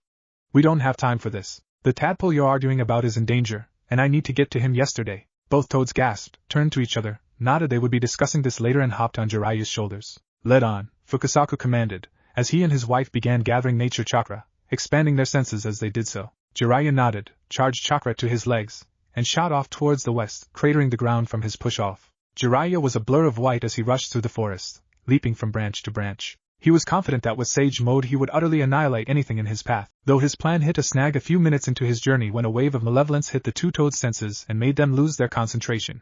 QB. What? Jiraiya nearly lost his footing, but recovered in time as he stopped on a branch. Has the seal broken? No, Fukasaku said, though you will want to have a chakra-suppressing seal handy, just in case he draws on more of the beast's chakra. We don't have time for that, Jiraiya argued. It takes me 5 minutes to draw one of those seals. I'll just use the Gojyo Fuin, 5-pronged seal, to cut off his access to its chakra. But what if Fukasaku was going to continue the argument when his wife cut him off and hopped off Jiraiya's shoulder and onto the tree trunk in front of them? Jiraiya-chan, make the seal. Pa, gather nature chakra. I'll go watch over the tadpole. Before either man could argue, Shima shot off, a purple blur to their eyes. Fukasaku let out a sigh, a fond smile on his face. Make the seal.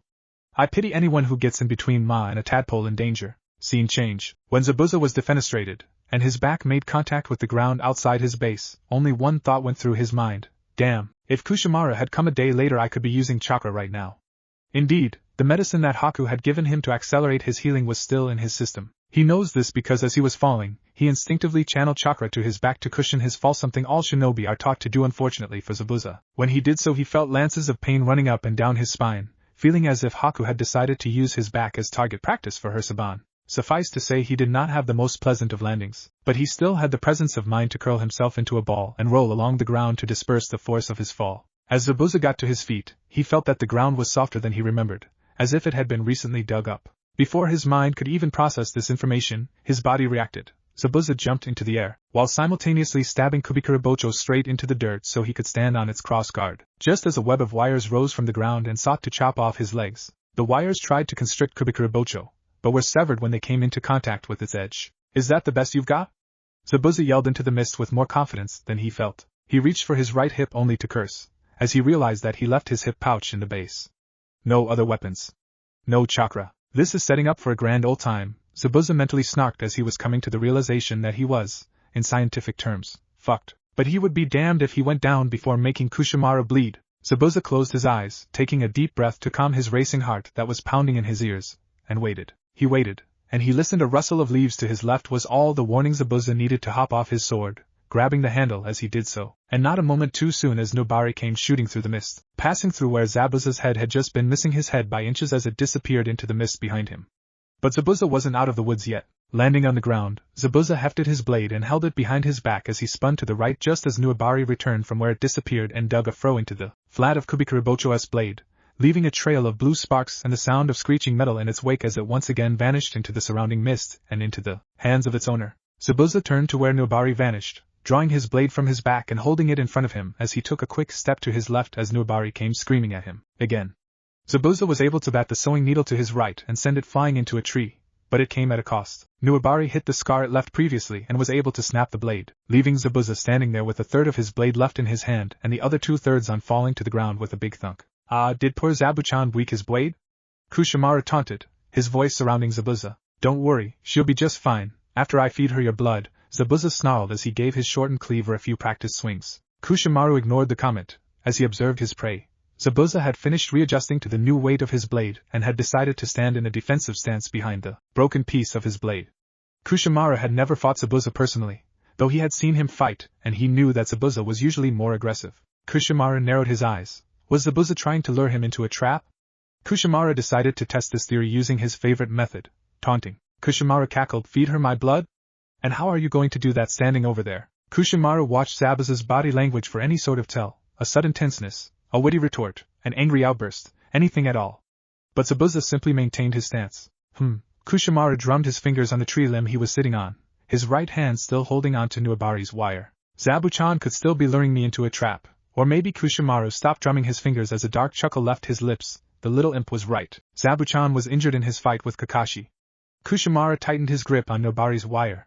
He was going to have so much fun. Zabuza took a deep breath as he heard Kushimaru begin cackling like a hyena and the mist around him thickened. Scene change. When Haku saw Zabuza get kicked out the window, she was already rushing towards Naruto, her hands glowing white with trails of white fog leaking from them. She was thankful that dispelling the water clone of Kushimaru also dispelled the razor wire in Naruto's shoulder, because she didn't want to seal his wound with the wire still in there. Naruto-kun, she gasped, as she stepped closer to him and looked at his wound. Nobari had torn straight through his right shoulder, muscle and bone, and had left Naruto's right arm limp. Haku's eyes moistened. With that kind of damage it's entirely possible that Naruto would lose function in his right arm.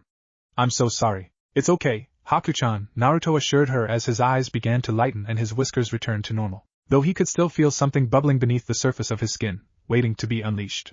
I heal fast.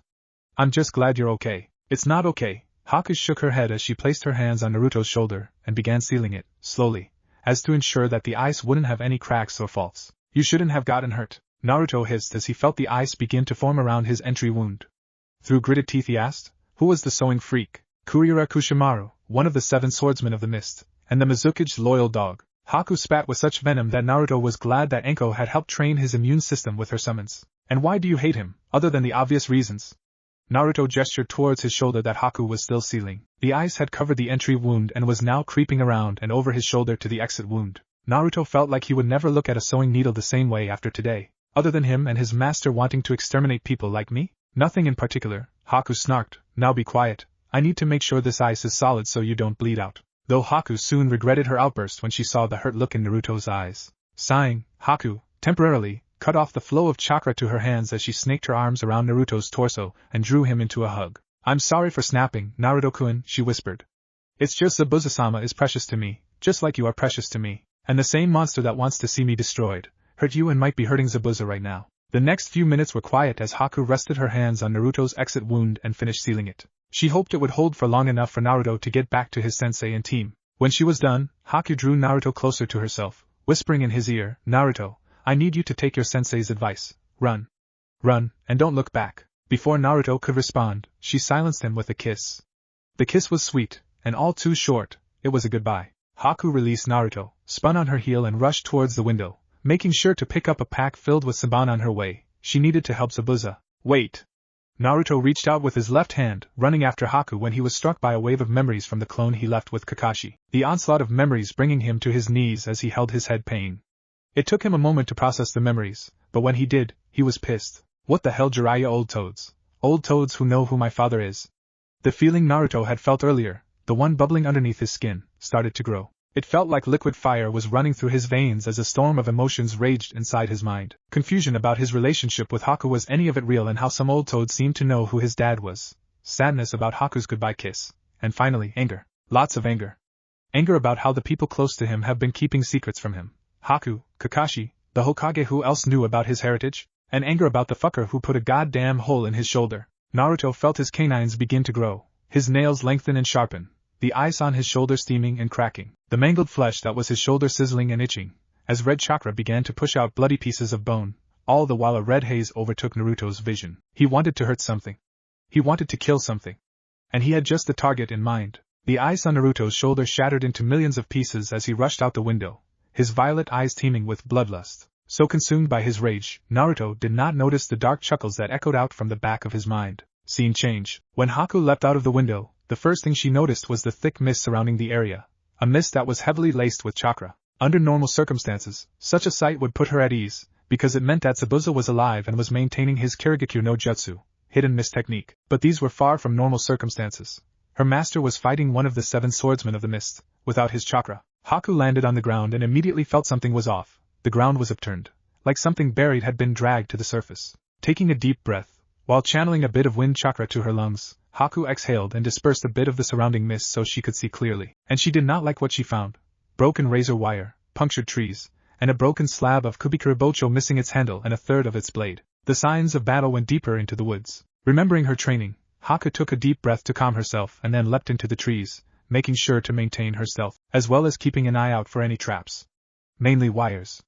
Haku traveled for a couple hundred meters before she heard grunts of pain, followed by crazed laughter, a bad sign. Haku leapt down to the forest floor and ghosted in between the trees, the sounds of laughter growing more manic and the grunts of pain softening as she crept closer to their source. Peeking out from behind a tree, Haku had to bite her lip from screaming out in rage, and giving away her position. Zabuza was strung up to a tree, arms outstretched, Kubikuribocho's remaining third laying by his feet, his clothes tattered and stained with blood, all the while Kushimaru stood in front of him, cackling. Come on, Zabuchan, is this the best you've got?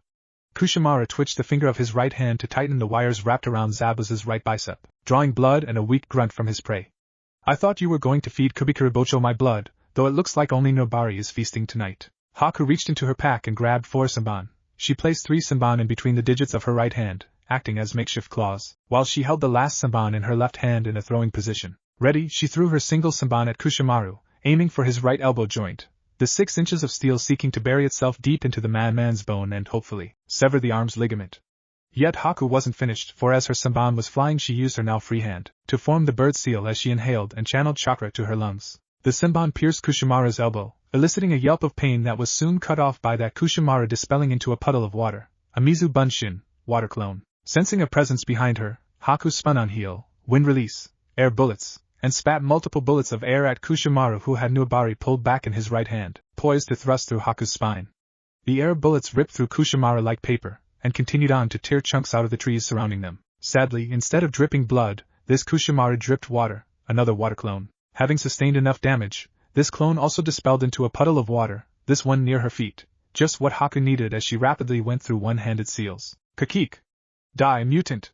Kushimaru cackled from above Haku as he dove towards her. Nuabari held right between his legs, seeking to impale her skull, though he quickly had to scrunch into a ball to protect his vitals when Haku finished her hand seals, stomped on the puddle with her left foot, and sent thousands of water needles rocketing towards him.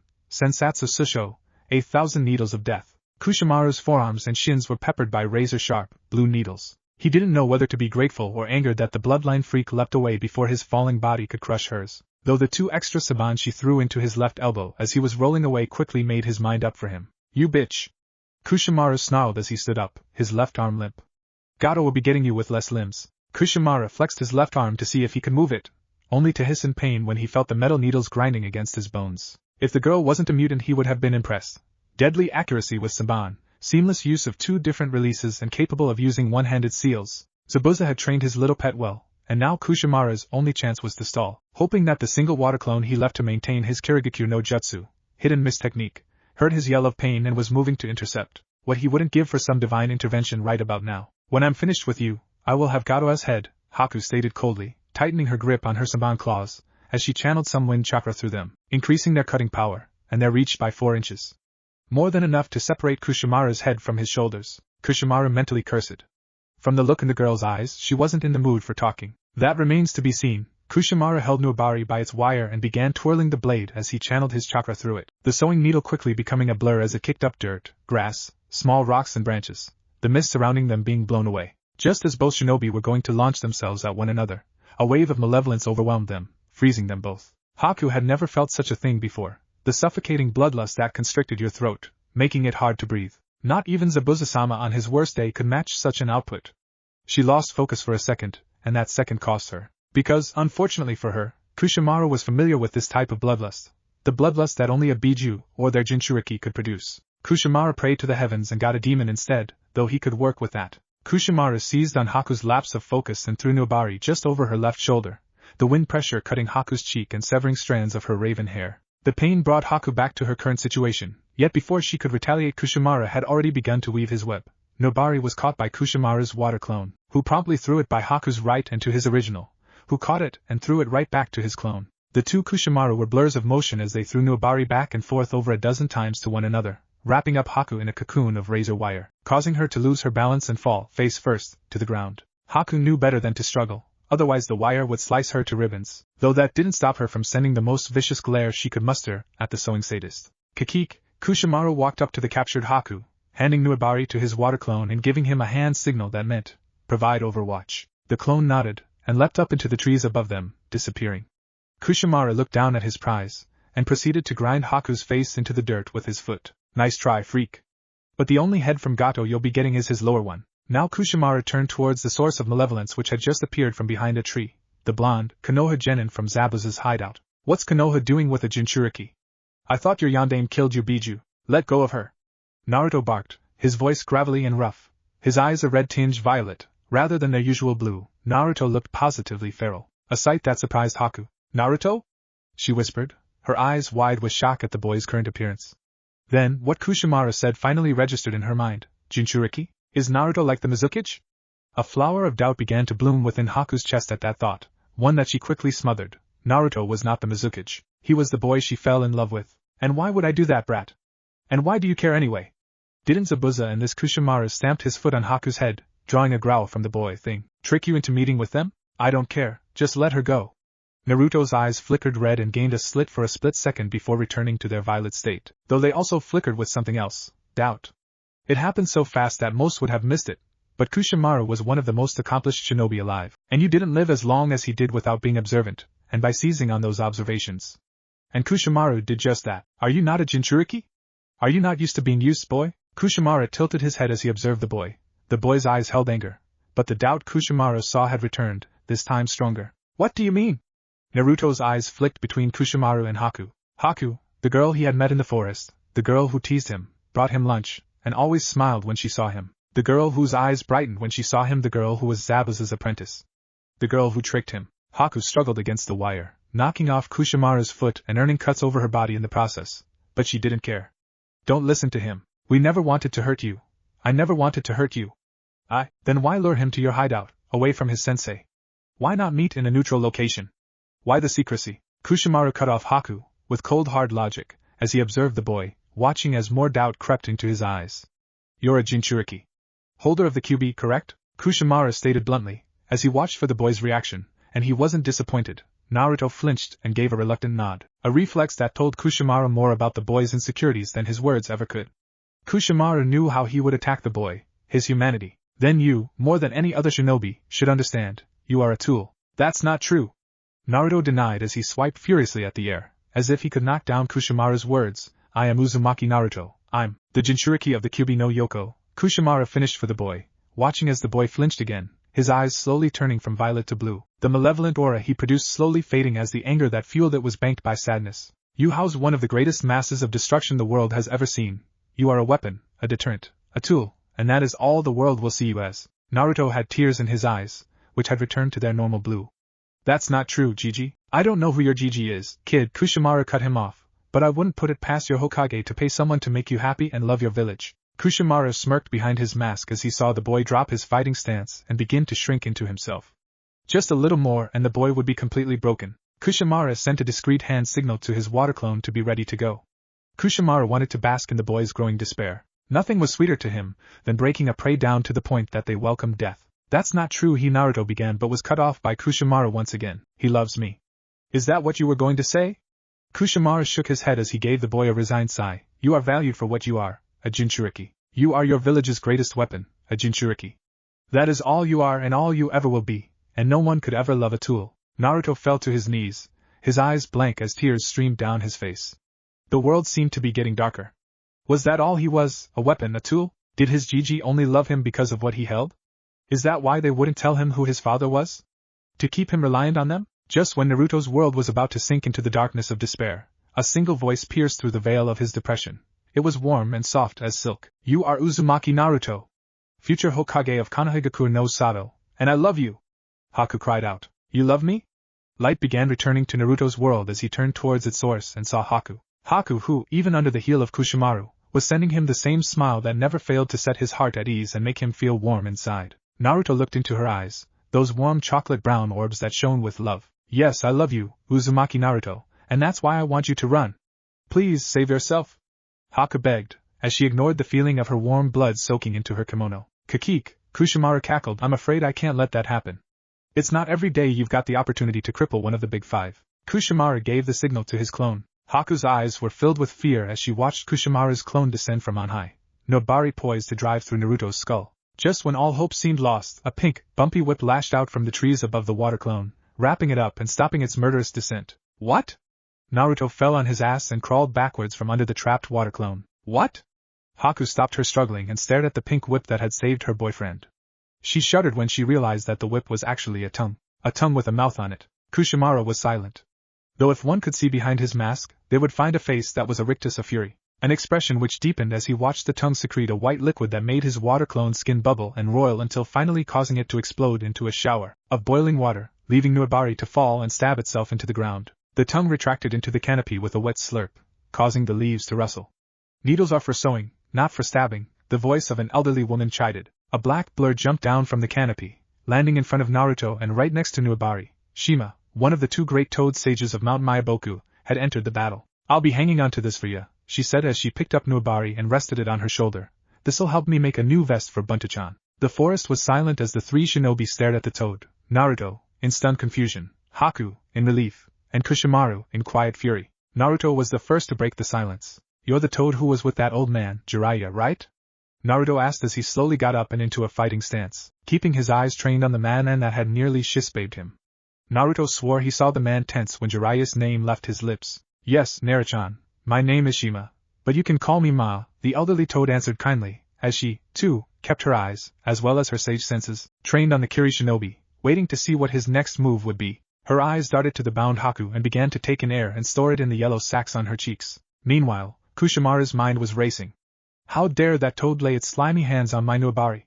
When I get my hands on it, I'll string it up by its intestines. Unconsciously, Kushimaru tensed his arms, shifting the ice needles buried in his forearms, sending shooting pains through his body, and breaking the red haze settling over his eyes. Kushimaru took a breath and mentally assessed his situation. The toad summon has my sword, and they mentioned Jiraiya, so it's safe to assume that he's on his way. But why is he here?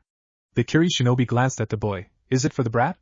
Is Konoha so protective of their Jinchuriki that they have their last Sannin trailing him? Kushimaru mentally shook his head and reviewed his injuries, specifically, the two Senban embedded in his left elbow. Even now, his left arm hung limply at his side, though he could still move his fingers. Regardless, I'm in no condition to fight Jiraiya. The man glared at the cause of his wounds, nor bring Gato his cock sleeve. He resisted the urge to lift his foot and drive it through Haku's skull, though that didn't stop him from pressing down with his foot and grinding her head into the dirt. It does no good to kill your meat shield, but that doesn't mean you can't tenderize it. Hey! Stop that! Naruto roared, his eyes flashing red as he stepped forward, only to be stopped suddenly. What? He looked down to find a small purple hand gripping his pant leg. Old toad, don't. He'll get what he deserves soon, Shima stated firmly, her yellow eyes narrowing at Kushimaru.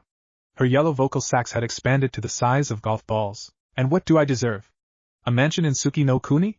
Kushimaru joked as he looked up and continued to grind Haku's head into the dirt, receiving small grunts of pain for his efforts. This is the least you deserve, you little mutant. If you hadn't interfered, Zabuza would be dead. Speaking of, his eyes flicked to the right where he could see Zabuza, still tied to a tree with Kubikuri Bocho lying broken at his feet. The once mighty weapon now nothing more than its handle and a foot of blade. I need to recover Kubikuri Bocho and finish him off. Kushimaru focused on Nobari. And I might have to leave Nobari behind, something that would make Yandame-sama furious. Especially leaving it in an enemy village's possession. Kushimaru repressed a shudder at the thought. No, you deserve a good spanking. Shima barked, now get your foot off the girl and get before you get one. Kushimaru cocked his head, curious, as he stopped grinding Haku's face into the dirt. And why do you care? This little freak, Kushimaru gave Haku a light stomp and jabbed his right thumb towards Zabuza, is the accomplice of a Kiri missing Nin, making this a Kiri matter. Kushimaru lowered his arm, resting his right hand on the two Senban in his elbow as he gauged the distance between him and Zabuza, about 50 yards. Shima saw Kushimaru's hand on the Senban and tightened her grip on Naruto's pant leg. When tadpoles are in danger, I make it my matter. So Konoha would risk war over the lives of two criminals? Kushimaru shook his head as he plucked the Senban out of his elbow in a spurt of blood. He kept the needles in his hand as he began channeling chakra to his legs. Too far for a guaranteed kill shot. Distraction it is. No, Jiraiya wouldn't risk war over that, Shima began, raising her voice over Naruto's protest of Old Toad. Though Kiri isn't in the position to wage war now, nor in a few years. Now you best leave before Jiraiya gets here, Shima finished by sending a smirk that dripped with smug confidence toward the swordsman. A confidence she didn't feel as she sensed the buildup of Kushimaru's chakra, but not the approaching signatures of her husband and Jiraiya. Where are those two? Perhaps not, Kushimaru said as he raised the Senban to his face, watching drops of his blood slide down the metal to stain his fingertips. But who's to say Kiri will stand alone? It wouldn't be the first time that Kiri has had help in destroying another nation. Kushimaru took notice of Shima's bulging cheeks. Wind technique? Water? Probably not an area of effect. Something precise. Kushimaru looked down towards his captive, something that won't hit the mutant. Kumo and IWA, Shima spat as she flared her chakra and glared at the man. Hurry up, Pa, she thought. Kushimaru shrugged off the look as he slipped the Senban between his fingers. Kumo, IWA, or maybe some of the smaller villages. Konoha is the top dog, and a pack of underdogs will always be waiting to throttle you. Though you can avoid that, Kushimaru trailed off, leaving the thought dangling there like a baited hook waiting for a bite as he continued planning. But what's my follow-up? Kushimaru studied Shima's stance and saw her hand grasping the Jinchuriki's pant leg. That will work. Shima saw the ploy for what it was but decided to bite to keep the man talking and buy more time. And how could we do that? By letting you go, she asked, ignoring Naruto's protests, as she kept her sage senses honed on the man's chakra to predict his next move. Her eyes flicked to the left, seeing the only cover available for Naruto was some bushes near Zabuza. No, she scolded herself. I'm not throwing a tadpole near a wounded toad when there's a stork. And Shima cut off her thought when she felt Jiraiya's and Fukasaku's chakra rapidly move towards them from Zabuza's direction. Yes, she cheered, about time, you old coots. Kushimaru began kneading chakra in his stomach. That, and allowing me to complete my mission. Then we can go our separate ways without further bloodshed. I'll even tell my Kaga that Konoha helped eliminate Zabuza and capture his apprentice. I assure you that Yandame-sama repays his debts handsomely. Kushimaru finished his offer, lowering his right hand and rolling his wrist. No! Haku yelled as she struggled against Kushimaru's foot, twisting her neck left and right, thrashing her body, feeling new cuts open up on her body as the razor wire sliced into her. You can't let him kill Zabuza-sama. Quiet, Kushimaru growled as he pushed down on her head. You'll get yours soon, he thought darkly. And what about the girl? What happens to her? Shima asked, sensing Fukasaku's chakra flare twice. 2 minutes. It would be serving a new role for one of Kiri's allies, he answered as he curled his left hand's pinky and ring fingers, followed by straightening his index and middle fingers, a half-rat seal. How about a trade? Your sword, she waved Nuabari as she kept her eyes trained on the two Saban. For the girl? This doesn't have to be messy. Shima felt her husband repeatedly flare his chakra. 1 minute. Kushimaru smiled behind his mask as he puffed out his chest, stepped off Haku, and walked a couple of feet to his left. I'm a proud shinobi from the village of the Bloody Mist. I love it when things get messy. Kushimaru tilted his head, an innocuous action that sent the toad and swordsman into a flurry of motion. Kushimaru flicked his wrist, sending the two Saban toward the back of Haku's skull as he pushed off the ground and charged the toad and boy, feeling a burst of wind brush past him as he slid his mask to the right, revealing a pale mouth.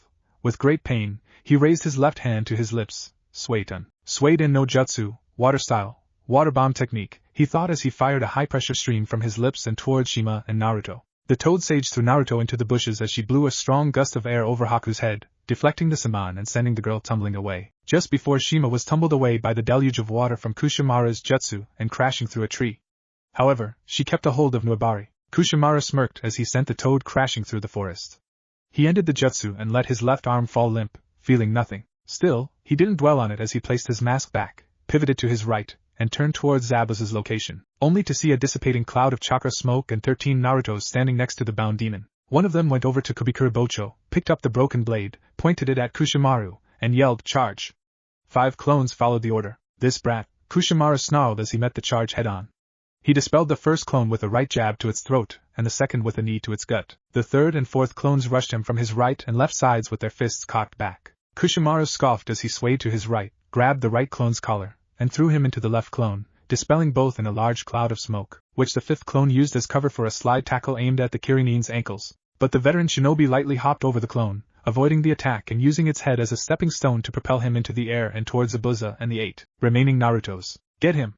Clones 6 through 8 yelled as they launched their brethren into the air to ground the soaring man. Kushimaru saw the incoming clones and made his right arm go limp as he channeled chakra through both arms and spun quickly in the air, using his arms as whips to flay clones, the ice needles in the swordsman's forearms adding to his lethality, something that the launcher clones soon learned when Kushimaru landed in between them, spun, and turned them all to vapor, leaving only 2 Narutos standing between him and Zabuza. The armed Naruto raised the broken blade above his head, a battle cry halfway out of his lips, when he was backhanded and dispelled, leaving Kubikuribocho to fall to the ground, only for its plummet to be halted by the hand of Kushimaru. Kushimaru twirled the blade as he stepped up to Naruto, who stood right before Zabuza, both glaring defiantly at him. Any last words, brat Zabuza? And keep in mind I'm on a schedule, Kushimaru said. I/Lu they both started to speak when Kushimaru cut them off. Sorry, I'm out of time. Why don't you tell it to the Shinigami?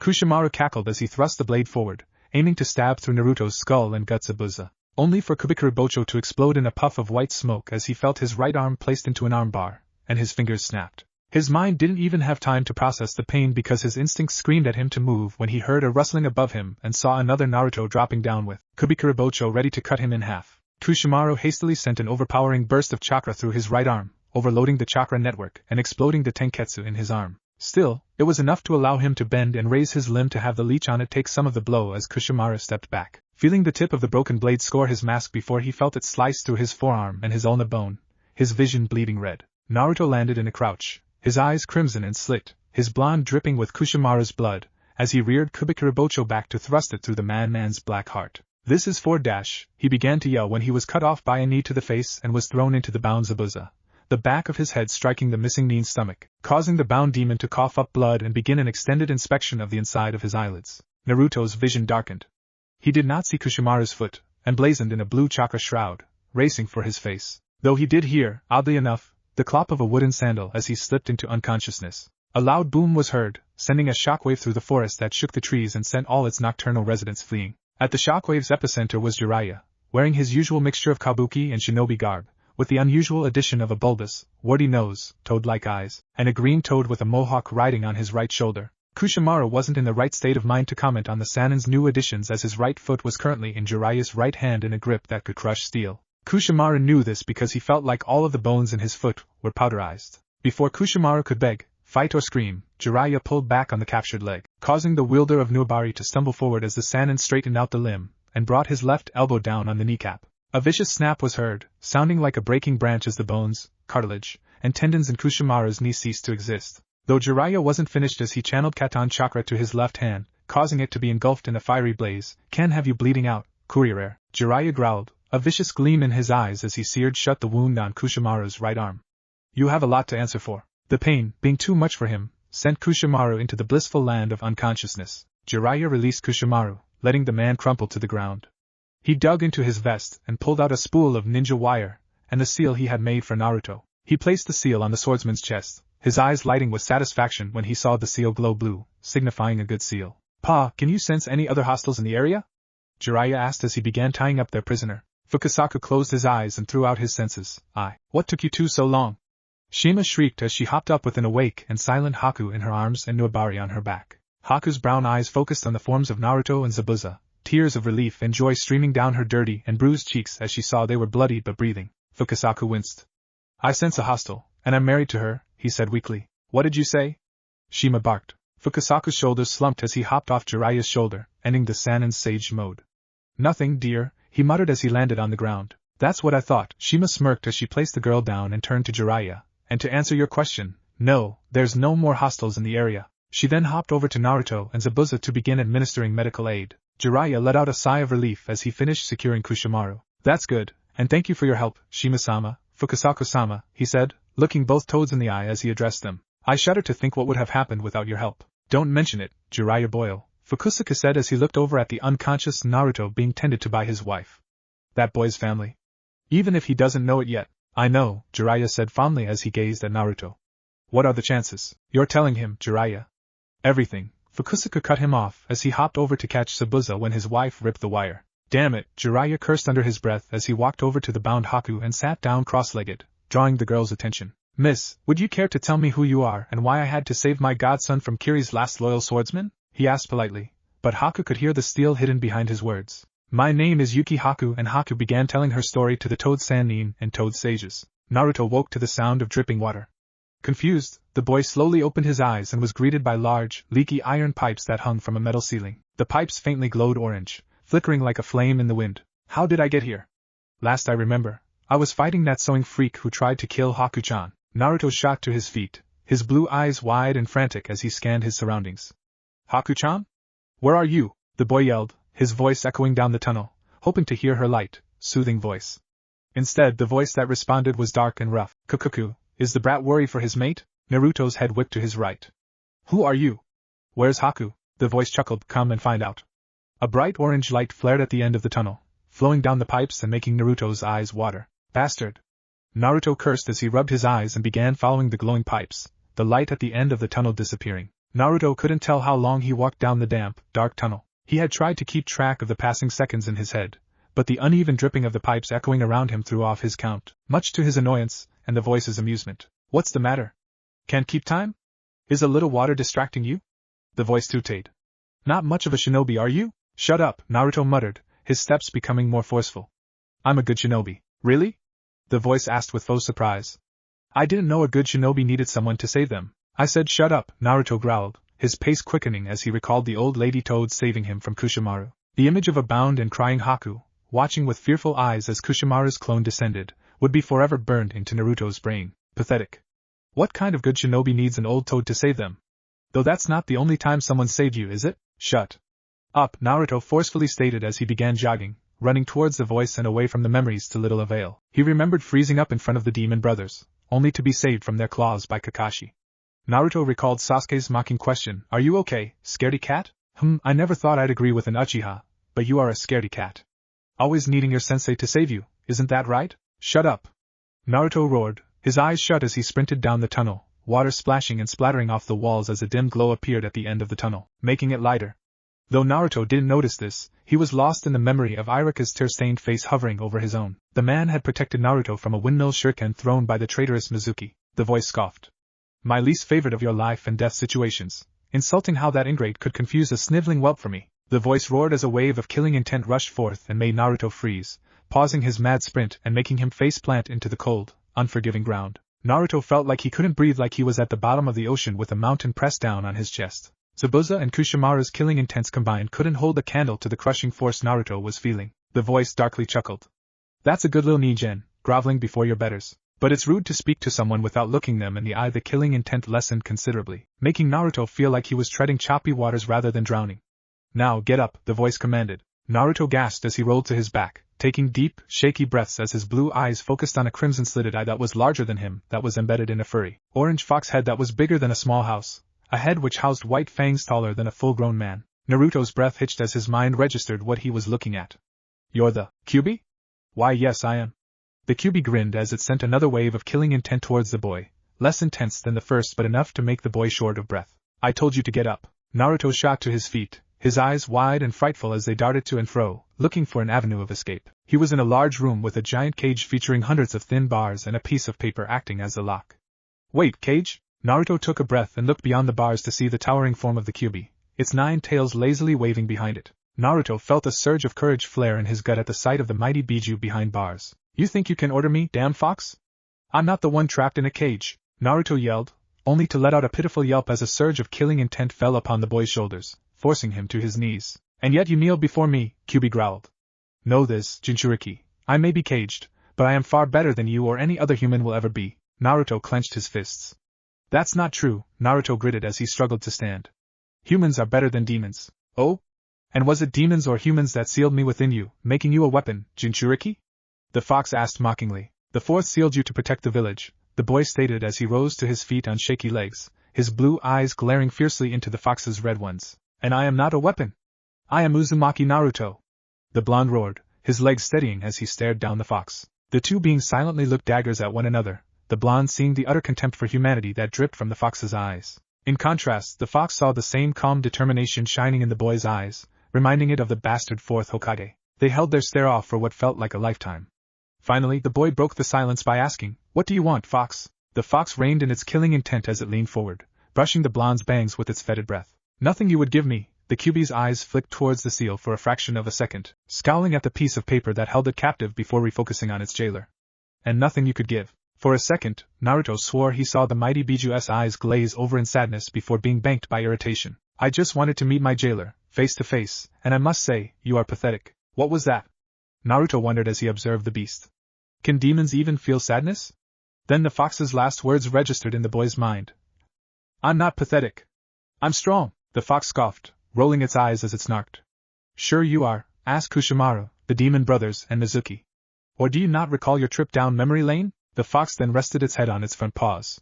If it weren't for your sensei, teammate, and most importantly, me, you would be dead, Jinchuriki. The blonde was about to deny the fox's claim, but was confused by its last assertion. Huh? What do you mean me? You've never helped me. Your shoulder, the fox stated. Did you think your mate's eyes healed the hole in it? Kyuubi snorted, though maybe I should have left it so it'd match the hole between your ears. The young ninja shouted, reflexively holding his right shoulder, Quit insulting me. The Kyuubi rumbled, spiking its killing intent, though it was irritated that the boy failed to flinch. Your existence is an insult to my very being, Jinchuriki. Quit calling me Jinchuriki. Naruto exploded, pointing his finger at the fox. I have a name, use it. It'll be a cold day in hell when I use any human's name, especially a Jinchuriki's, the fox growled, baring its teeth. What do you have against Jinchurikis? Against me? Naruto shouted as he marched towards the cage. Other than being my prison? The Biju snarled as it pressed itself against the cage's bars. How about being sealed into a human for the sole purpose of being a weapon, a glorified chakra battery? How about knowing that your brothers and sisters suffer the same fate? I am not a weapon. Naruto denied it as he stopped right in front of the bars. You are a shinobi. The fox spat as it rose to its full height. And that is what shinobi are, weapons. You kill and destroy because you're ordered to, and they made me your tool, and for that, I will always hate you and your kind. Now be gone. The Kyuubi roared towards the boy, sending him tumbling away from the cage, down the tunnel he came from, and into the waking world, leaving the fox to stew in its rage and sorrow. Scene change. Naruto shot up, gasping, his blue eyes wide with fright as his ears pounded with the rush of blood. Instincts forged through years of training forced him to scan his immediate surroundings. Finding that he was in a familiar room, the guest room in Tazuna's house, the blonde slowly released the held breath in his chest as he tried to calm his racing heart. Was that a dream? The young shinobi wondered as he looked down at his lap, seeing that he had thrown off the covers of his futon during his abrupt wake-up. No, he shook his head, tightly gripping his blanket. That killing intent felt too real to be a dream, though. What did it mean by brothers and sisters? Are there more demons like the fox out there? Are there more people like me? The clicking of the door's latch broke Naruto out of his thoughts. He turned towards the sound, his blue eyes greeted by the sight of his girlfriend standing in the open doorway with a pail of water, smiling at him. Her face was slightly swollen and bruised, which did nothing to detract from the warmth of her shimmering brown eyes. Ha! Naruto began to say, only for the girl to drop the bucket, cross the room in a few strides, and plaster her lips to his own. The blonde's eyes widened for a fraction of a second until they began to flutter close, as he lost himself in the feeling of her kiss. Naruto couldn't tell if the kiss lasted seconds or hours, though he could say for sure as Haku drew away that the kiss was better than their last one. Wow! Naruto gasped, opening his eyes. Haku giggled, her face slightly flushed as she cupped Naruto's cheek and began rubbing his whiskers. Yeah, wow. Naruto leaned into her hand. Can I ask why you kissed me? Naruto asked, though he quickly amended his question, not that I mind. Naruto then threw a bright grin her way. I really don't mind. I'd hope so. It would worry me if my boyfriend didn't like kissing me, Haku teased, trailing off as she bent down towards Naruto's ear, her lengthy, black hair curtaining them from view as she whispered, because I really like kissing my boyfriend. She punctuated her statement with a kiss on Naruto's neck, drawing a moan from the boy. Haku pulled back, a satisfied smile on her face as she returned to rubbing her boyfriend's whiskers, a therapeutic gesture for both of them. Naruto sent a shy smile toward Haku, his face burning red as his pupils began to dilate. He drank in her form until he noticed the bandages wrapped around her upper arms that disappeared under her pink kimono. Naruto's smile evaporated as he remembered how his girlfriend got those injuries. Haku-chan, are you okay? He asked as he grasped her hand, stopping her ministrations. Why wouldn't I be? She asked as she followed her boyfriend's eyes, seeing them focused on her bandages. Oh, she gasped, releasing his cheek and placing it on her chest. You don't have to worry, Naruto-kun.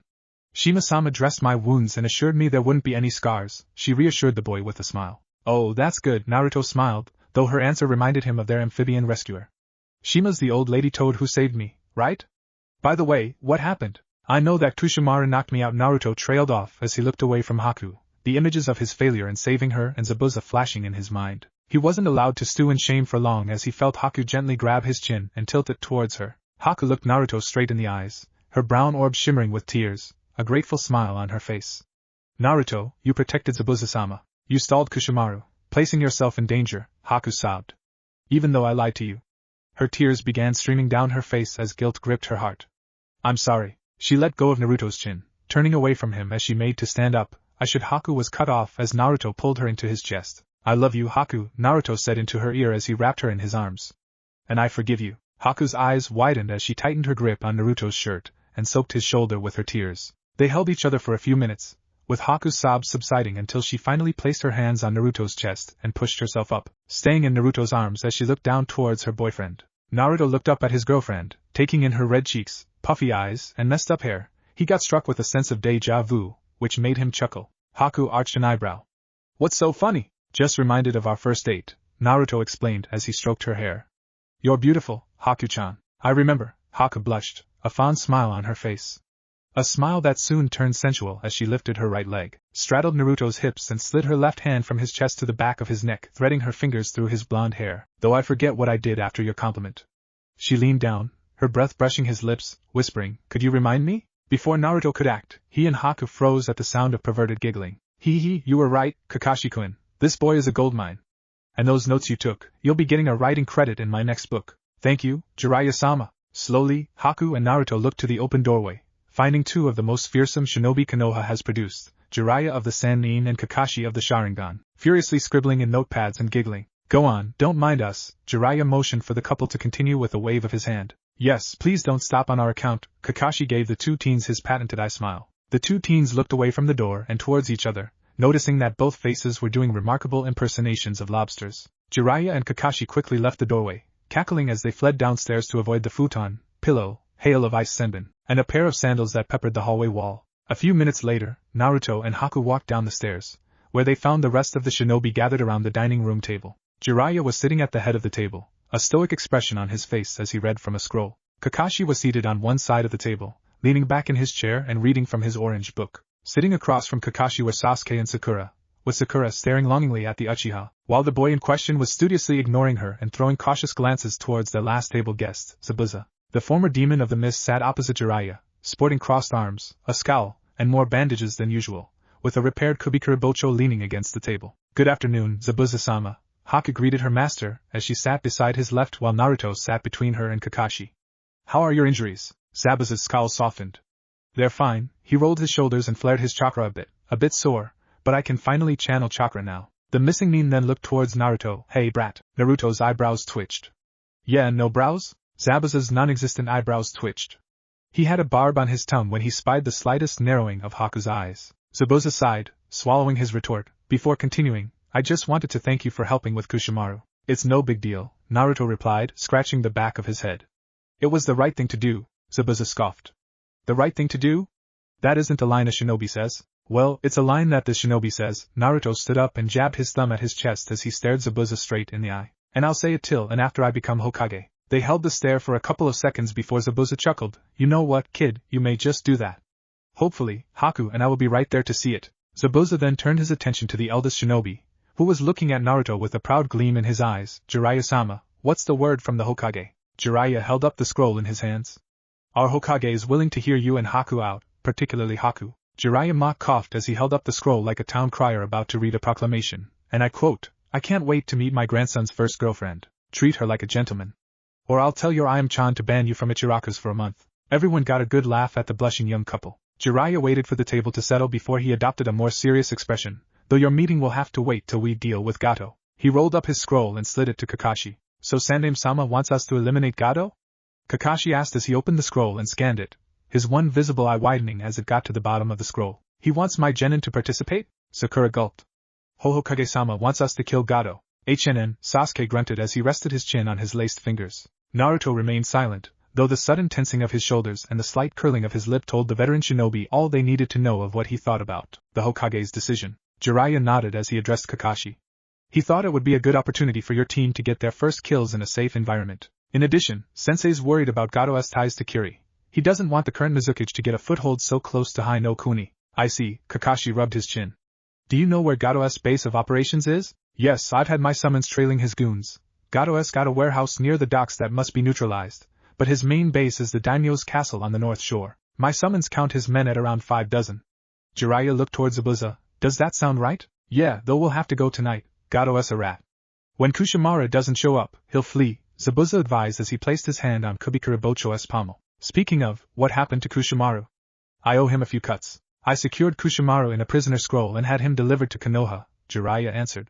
Right now, he should be in the custody of our TI division. The Sannin then turned towards the Konoha Jonin. Kakashi, you'll take Sasuke and Sakura to deal with the warehouse, while Naruto, Haku, Zabuza, and I will deal with Gato. Sasuke interjected. And why does Naruto get to assault Gato's main compound? Because he can summon an army of Kage Bunshin, shadow clones, at the drop of a hat, and because I said so, Jiraiya explained as he narrowed his eyes at Sasuke. Any other questions, Genin?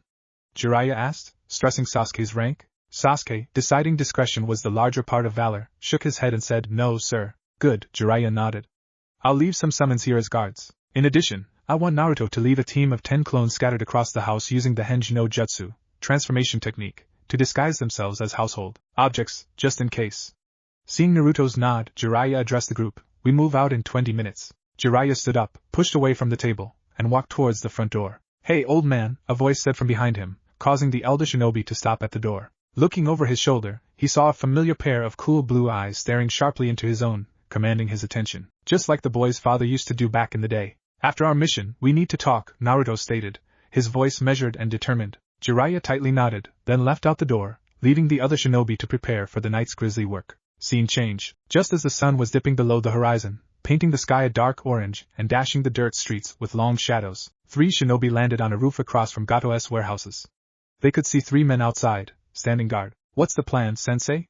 Sakura asked as she nervously fingered the ring of her kunai, her green eyes studying the 3 men below her. Kakashi rubbed his chin. We need to clear the warehouses, find evidence regarding Gato's dealings with Kiri or any other useful information and eliminate his men. Sakura shuddered at Kakashi's use of the word eliminate. Do we have to KO them, sensei? Sakura stuttered, her hands beginning to shake, her pupils turning into pinpricks as she started taking short sharp breaths through her nostrils. Can't we just knock them out? Leave them for Sakura, name and registration number, Kakashi firmly said as he crouched down and placed his hands on his genin's shoulders, cutting off her ramblings. Harino Sakura, 012601. Sakura's breathing calmed. Again. Harino Sakura, 012601. Her hands stopped shaking. Again. Harino Sakura, 012601. Her eyes returned to normal. Are you good? Kakashi asked. Sakura nodded. Yes. Kakashi gave her shoulders a gentle squeeze. I know you don't like the idea of killing, and frankly, I'd be worried if you did, but part of our roles as shinobi is to act as the shields and the swords of our kage. I understand if you can't handle this, and I won't judge you for it. I'll leave a clone up here with you while Sasuke and I deal with Gato's men. However, I will have to report this to the Hokage, and you will likely be removed from the shinobi forces. Sakura's eyes widened. But, no buts. You're a shinobi, a soldier. And sometimes soldiers have to kill, Kakashi explained. Now what do you want to do? Kakashi's question hung in the air as Sakura looked inwards, asking herself, can I do this? Of course, we can do this. We're the kunoichi of the year. Her inner voice answered. And what would Sasuke-kun think if we couldn't do this? But we're talking about killing people. Sakura argued back.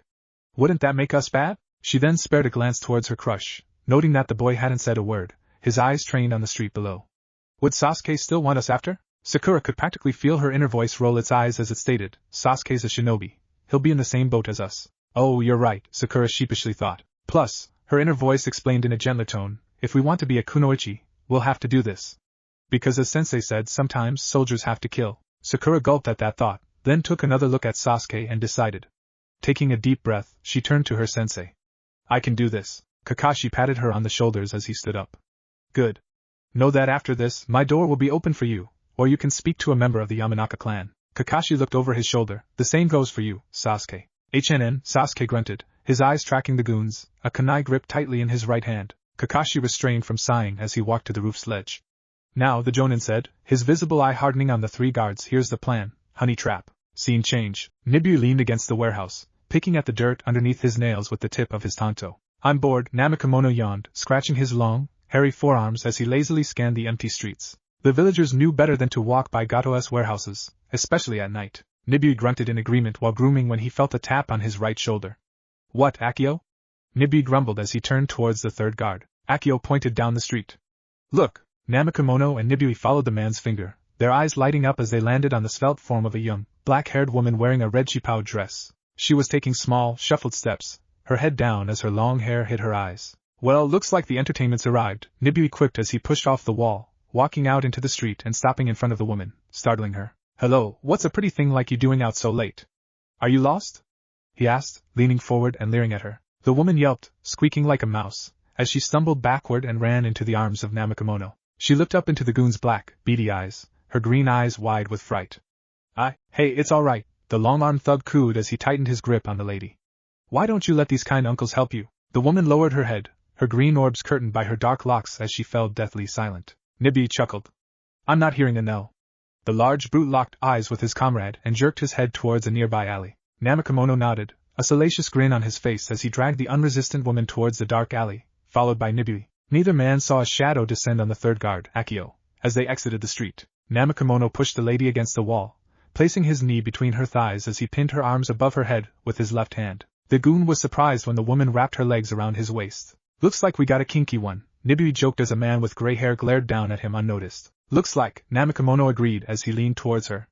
Now, give us a key. The woman's head shot forward, her large forehead striking the goon on the tip of his chin, cracking his jaw, scrambling his brain, and making him bite down on his tongue so hard he chomped it in half. Reflexively, the thug released the lady's arms as his legs gave out and crumpled to the ground, the girl following him down as she wrapped her hands around his throat. Nibiru made to grab her when Kakashi dropped down behind him and snapped his neck with a sharp crack. A similar crack, though duller, was heard a second later. Kakashi observed his student as she sat on the corpse, staring down at her hands still around its throat. She didn't even notice that the henge, transformation, around her had faded, returning her hair to its natural pink and her body to its coltish appearance. Kakashi was about to say something when he saw Sakura slowly release the man's throat and stand up on shaky legs. She walked 2 steps and promptly vomited in the alleyway. The Jonin looked upon her with a mixture of sadness and understanding as he watched Sakura empty the contents of her stomach. He had vomited after his first kill. He stood there, waiting for the genin to finish, resisting the urge to comfort her because the mission came first. When the girl's retching subsided and turned into shallow breaths, her commanding officer asked her, "Are you good?" The young kunoichi spat out some remaining bile, then looked deep into her commanding officer's eye, seeing no judgment nor pity, only concern. The genin took a shuddering breath before straightening her back. "I'm good," the jonin nodded.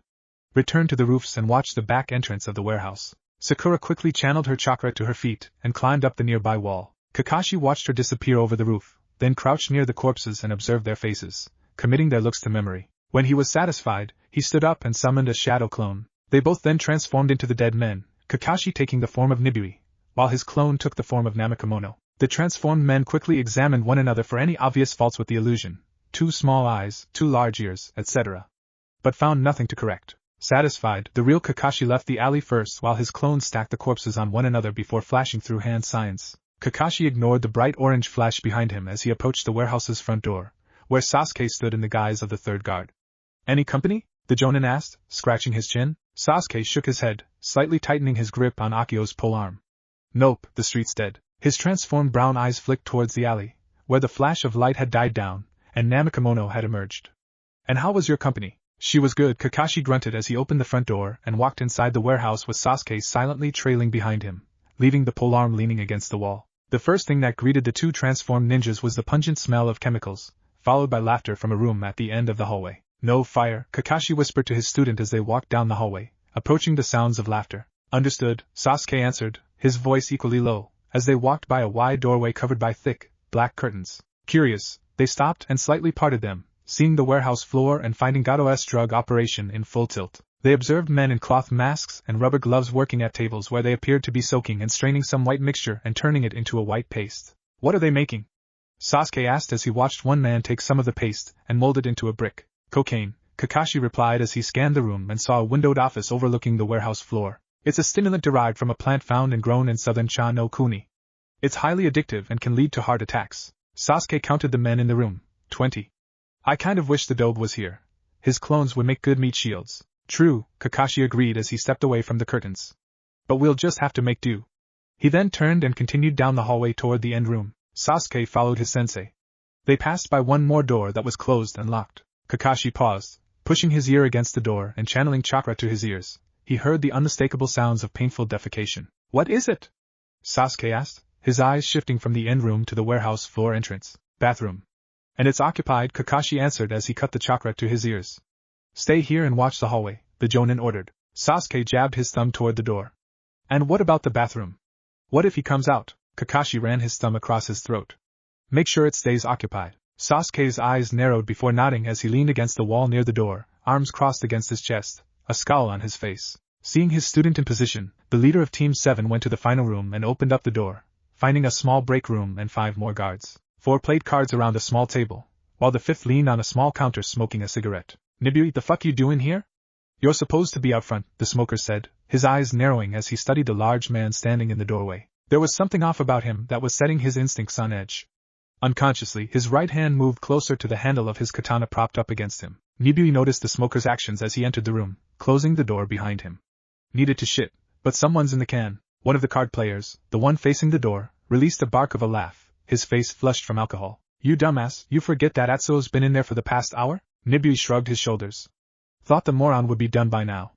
Nibui noticed the smoker tense as he gripped his katana and stood up. Something one of the other card players noticed as he glanced from the smoker towards Nibui. The disguised Jonin quickly gauged their positions and distances and devised an attack plan. He channeled chakra through his right arm as he prepared to drop his Henjutsu, transformation technique. Moron? That's a new one. You usually call him shit for brains, the card player with his back to the transformed man said over his shoulder. Nibui locked eyes with the smoker as he said, I felt the change was in order. The big man was suddenly covered by a large plume of white smoke, shocking the guards in the room. The smoker instinctively drew his blade, his mind barely processing the 4 shadows flying out of the smoke, followed by 4 meaty-sounding thunks. He opened his mouth to shout but found himself jerked forward and quickly placed in a headlock with an arm wrapped around his throat. There's no need for that, Kakashi chided into his ear, sounding like he was scolding a small child as he casually knocked the man's weapon out of his hand. Now tell me all you know about Gato's drug operation, the Jonin ordered as he eased the pressure on the man's throat, just enough so he could speak. The smoker glared straight ahead as he opened his mouth to yell, only for the Jonin to grasp his jaw and squeeze. The smoker felt his jaw creak and his teeth crack. First warning, the scarecrow shinobi growled.